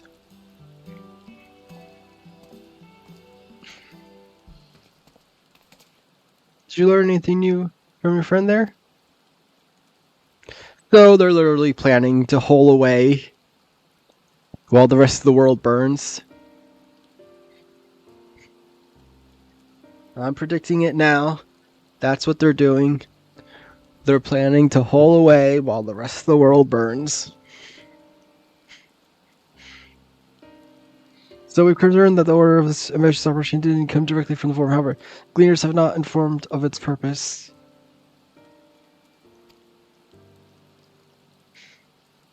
I'd say that fits with everything we've heard thus far.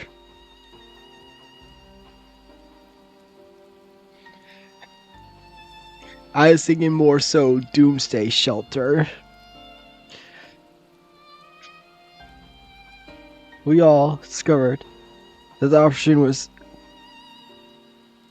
begun. The forum contacted the Gleaner's guild ship and put their people to great work for some 4 days after Telephory made their chilling declaration.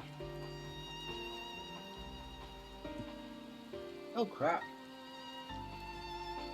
My phone fell in my pocket.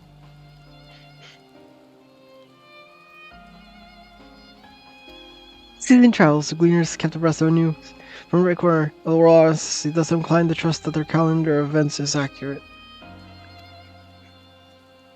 Although it gives us a distinct impression that the undertaking was sudden and unexpected development, yet I find it hard to believe that such comprehensive restructuring of Lamas and its archives could have been planned so brief a window.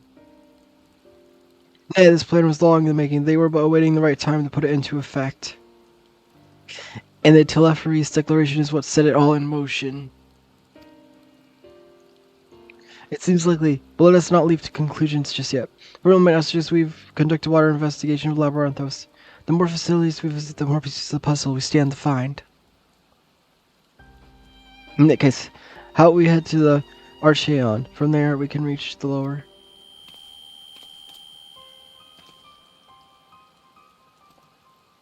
Ariel, what's wrong? It's true. I'm fine, truly. The sun just didn't let I love me with a bit of egg, that's all. Nothing else stopped me from soldiering on. Let's speak about it then. At least allow me to take the lead. I'm fairly certain I remember the way. It's the Archeon. We follow the path east through the forests where you're chasing after the mouse and ramen. Anyway, 'tis the trolls you need to watch out for.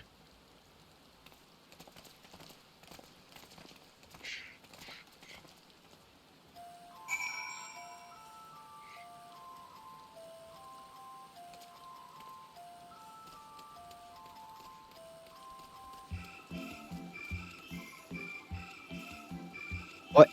The music?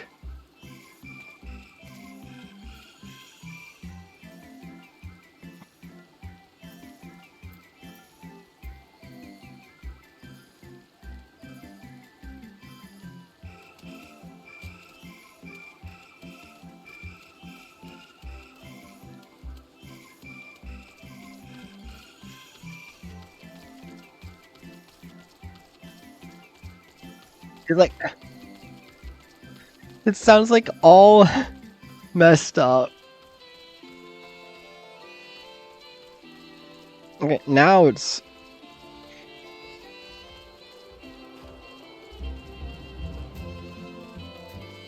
Now it sounds alright. Sort of.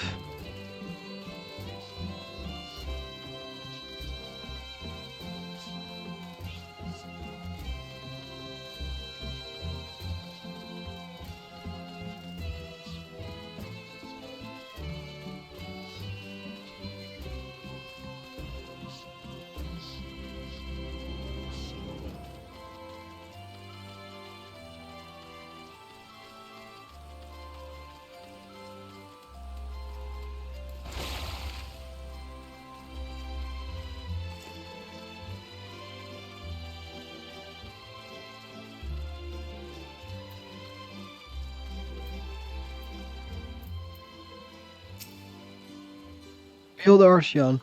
As no means serves Australian's literary archives, so does the structure house the city's wealth of material data.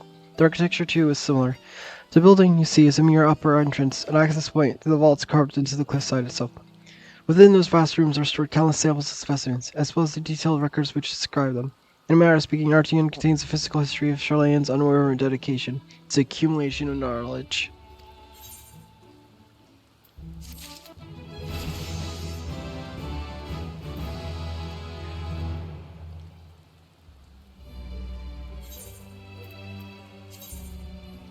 Mm-hmm.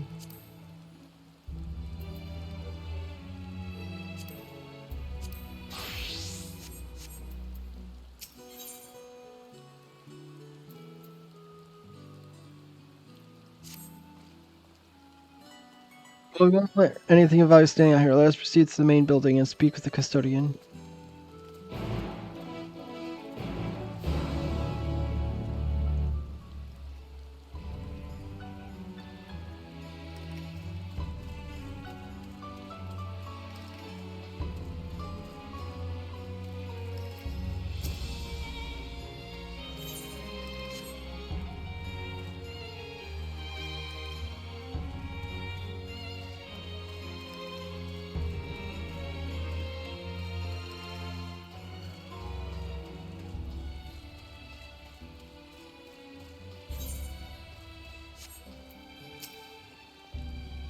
I'm very sorry, I got all those from surplus from Arkham. So much can be yours for bi-colored gemstones.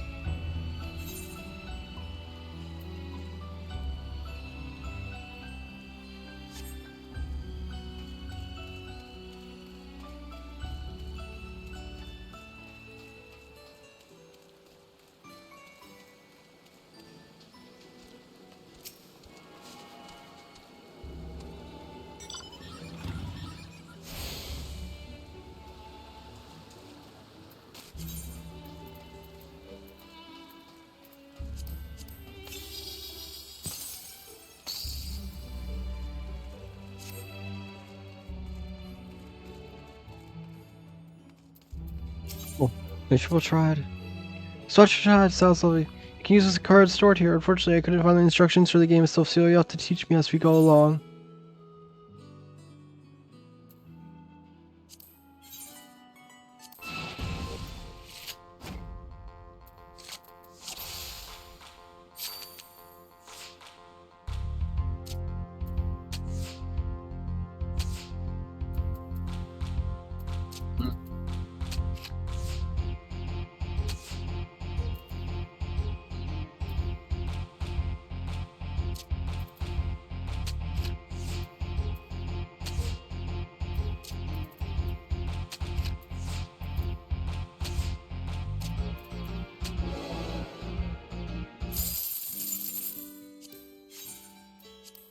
School.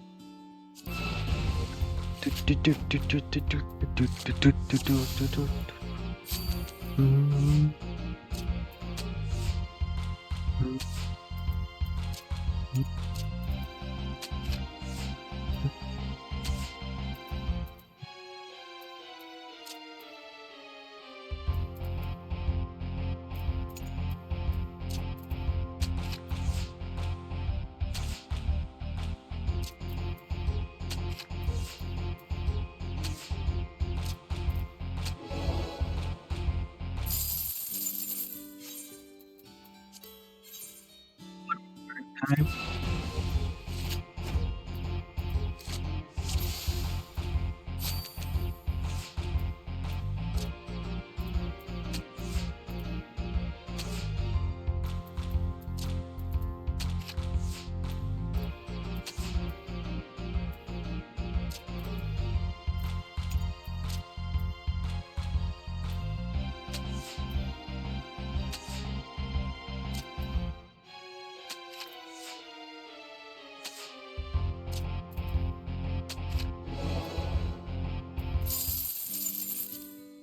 So, I wonder if there aren't some better card storage here somewhere. Perhaps I'll ask a colleague if they have a need to trade.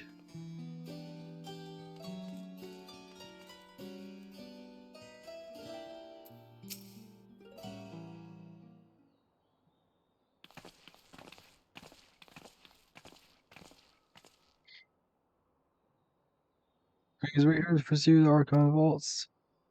You're clear not cleaners, may I ask your affiliation?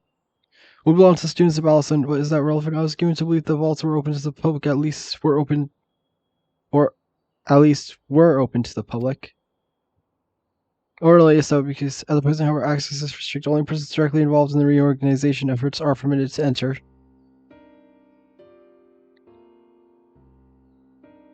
Not us, then. I suppose we have to move along to another facility.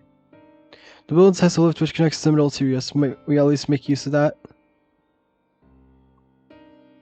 Their service has also been suspended, I'm afraid. For the time being, priority has been given over the conveyance of inventory. So as far as we can go. I apologize for the inconvenience. Please come again after our restructuring operation is concluded. By the time of 2 a.m. We're so close to getting answers. We'll need to rethink our... Let us step outside for a moment, shall we?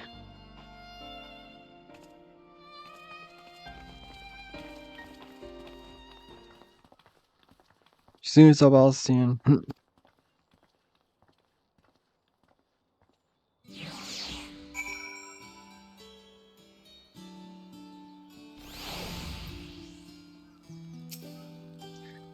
Garden Pass. Any other leads? I should like to pursue this one further. I doubt our stone-faced custodian will be swayed by heartfelt pleas. We must seek other means to access lower levels. It's likely that the people are involved in structuring one way or another. If we were to integrate ourselves, they might allow us to accompany them on the lift. Let us ask around. Surely someone is in need of a few strong backs to lighten their load.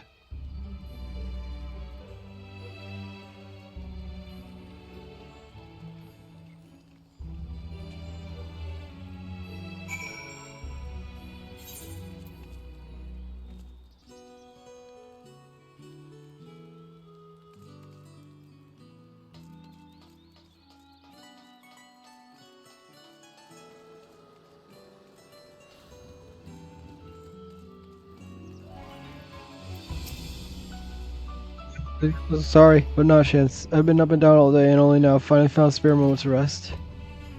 I'd see a Gleaner fellow heading out to get there, shouldering a large pack, engaged in some matter of task. Maybe he'll be heading down below after he's done with whatever he's doing.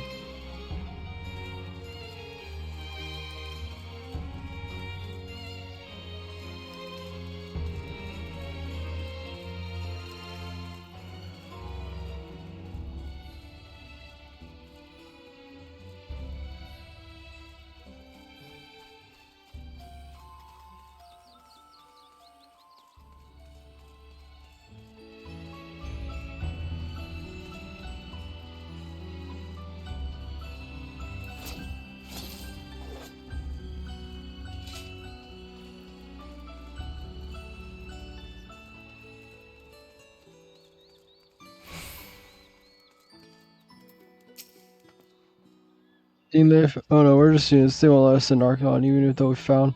Actually, we have no idea what it is we found. There's no record of such a creature anyway.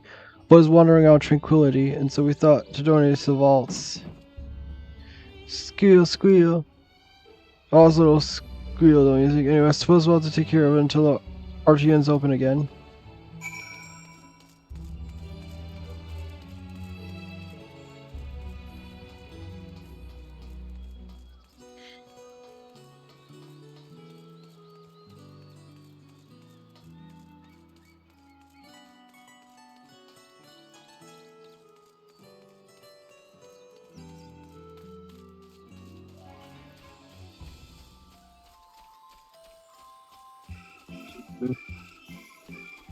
Like, this is such a weird start to a music.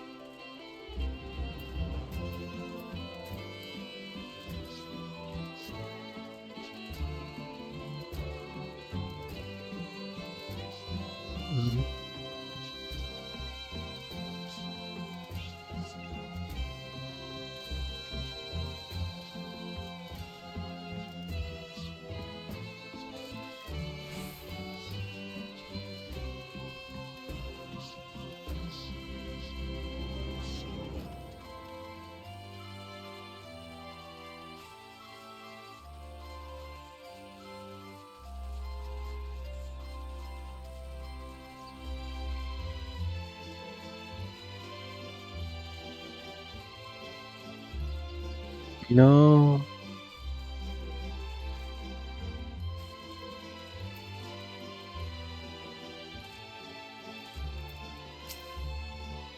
You'll find a way. As you get I'm in the middle of another test. The cloud canine you capture is very close. Yeah. Spend your time in unusual ways, my friend. Still, 200 is generally better than 1. Very well. The canal here is common gathering spots for birds of all kind, but the one on Western today is the hornbill. Its feathers are green and cry a distinctive call. Single it out and shoot it with a sleeping dart. The efforts are short-lived, so I'll lie in wait down the riverbank to claim our quarry. Be sure to hit the right one. Green feathers. Search around for hornbill, and it says call.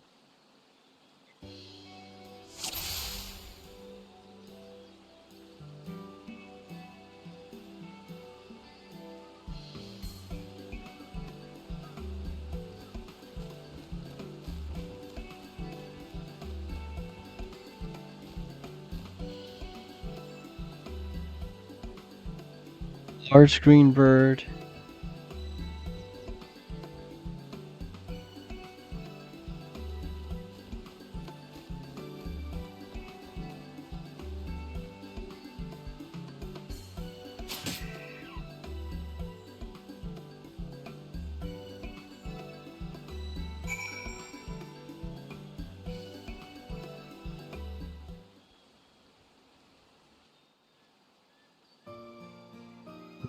Do, do.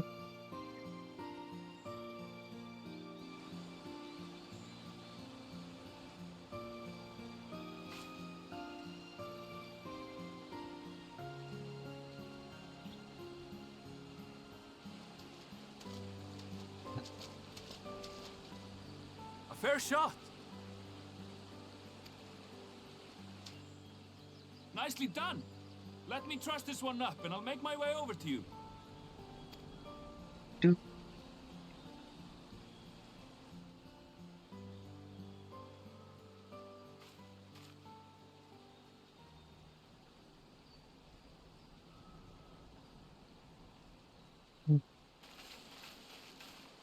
There you are. Any new revelations?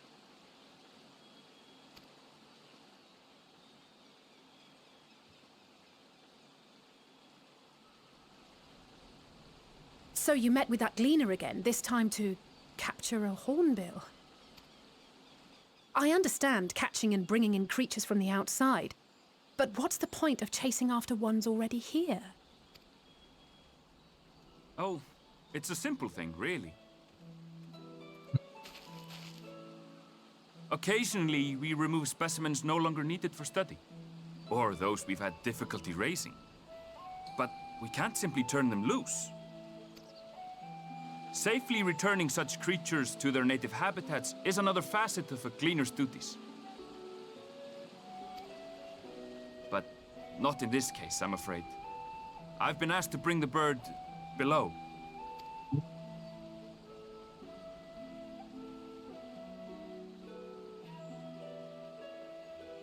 The restricted section in the lower levels of Labyrinthos. Open only to a select few researchers handpicked by the Forum. The projects down there are the subject of rumor and hearsay. Forbidden magics. Advanced technologies that can never be allowed to fall into outside hands. Even Archons are not privy to the truth. Those who are, the researchers involved in this secretive work, are not permitted to walk freely in the city, and are instead required to live in isolated quarters. What could a facility subject to such strict security protocols possibly need with a hornbill? An experiment? Possibly. I wasn't afforded an explanation. But judging by the requisition list given to me and my colleagues, I doubt it's for any kind of advanced research. I'd be more inclined to believe we were making preparations to migrate to the south. Mericidia or thereabouts.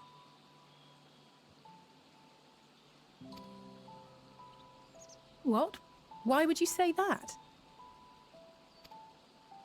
Much of the flora and fauna we were asked to procure could serve as reliable sources of sustenance. They're comparatively hardy species, too, able to endure harsh climates. And among them are specimens known to be effective in improving soil quality and purifying water. When you put it that way, migration does sound like a reasonable assumption. That's all it is, though. An assumption. Through our tasks, we gleaners glimpse only bits and pieces of the Forum's plans. Our prime concern is that our requisitions, be they living or otherwise, are properly preserved for the knowledge of future generations. Now, I really must be going. I regret that I cannot reward you as you deserve. Perhaps you might reward us after a fashion then. It is imperative that we reach the lower levels.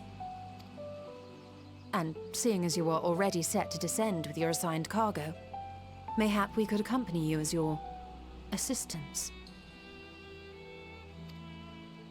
I'm afraid that won't be possible. Once the animals have been prepared for transport, we send them down separately via the lift. I will of course follow after to make my report, but I can hardly pass you off as porters when there's nothing left to carry. Indeed. Pray forget I said anything.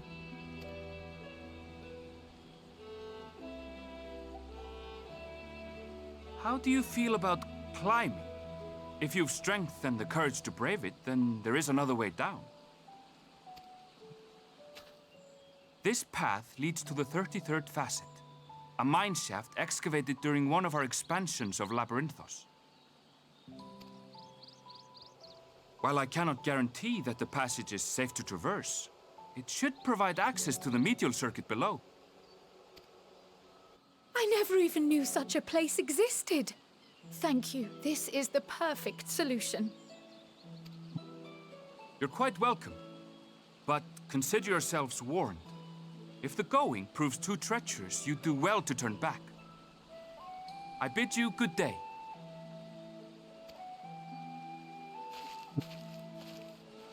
Well, turning back is hardly an option, not when we've come this far. Let's go and take a look at this mine shaft.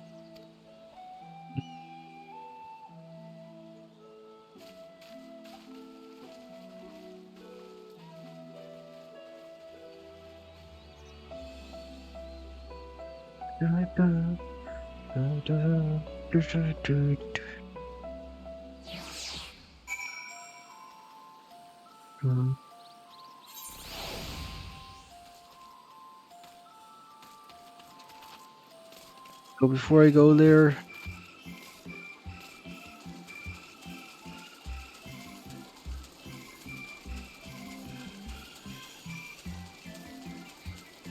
I saw this thing was one of the things I have to hunt, so sorry. I guess they need to call the numbers.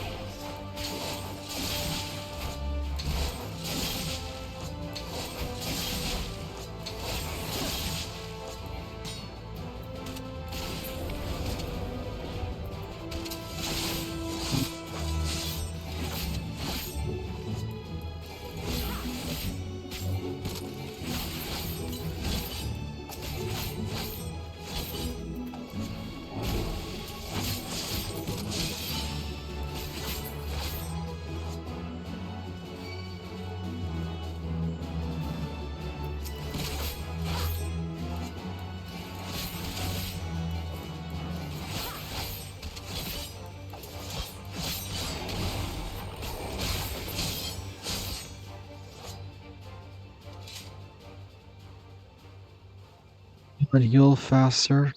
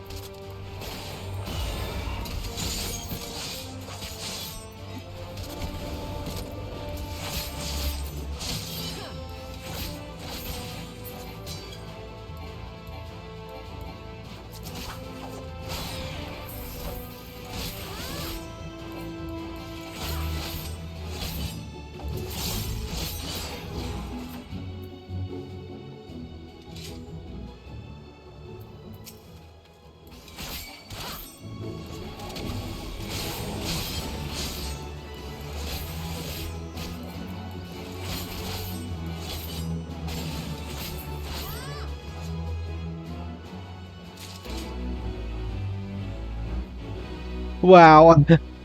I completed that at the last possible second.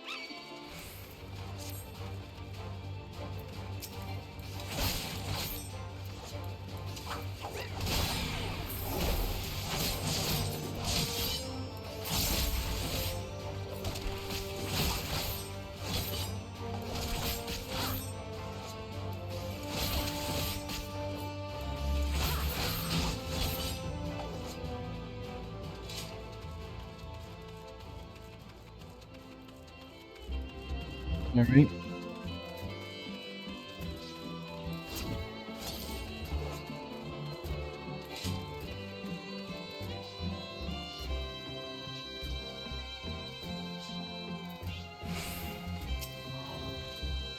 This is the entrance to the mine shaft.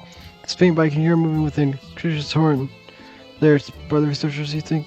We'll slobber and be aside. We need to watch our footing. We should tighten our strap and such before we continue.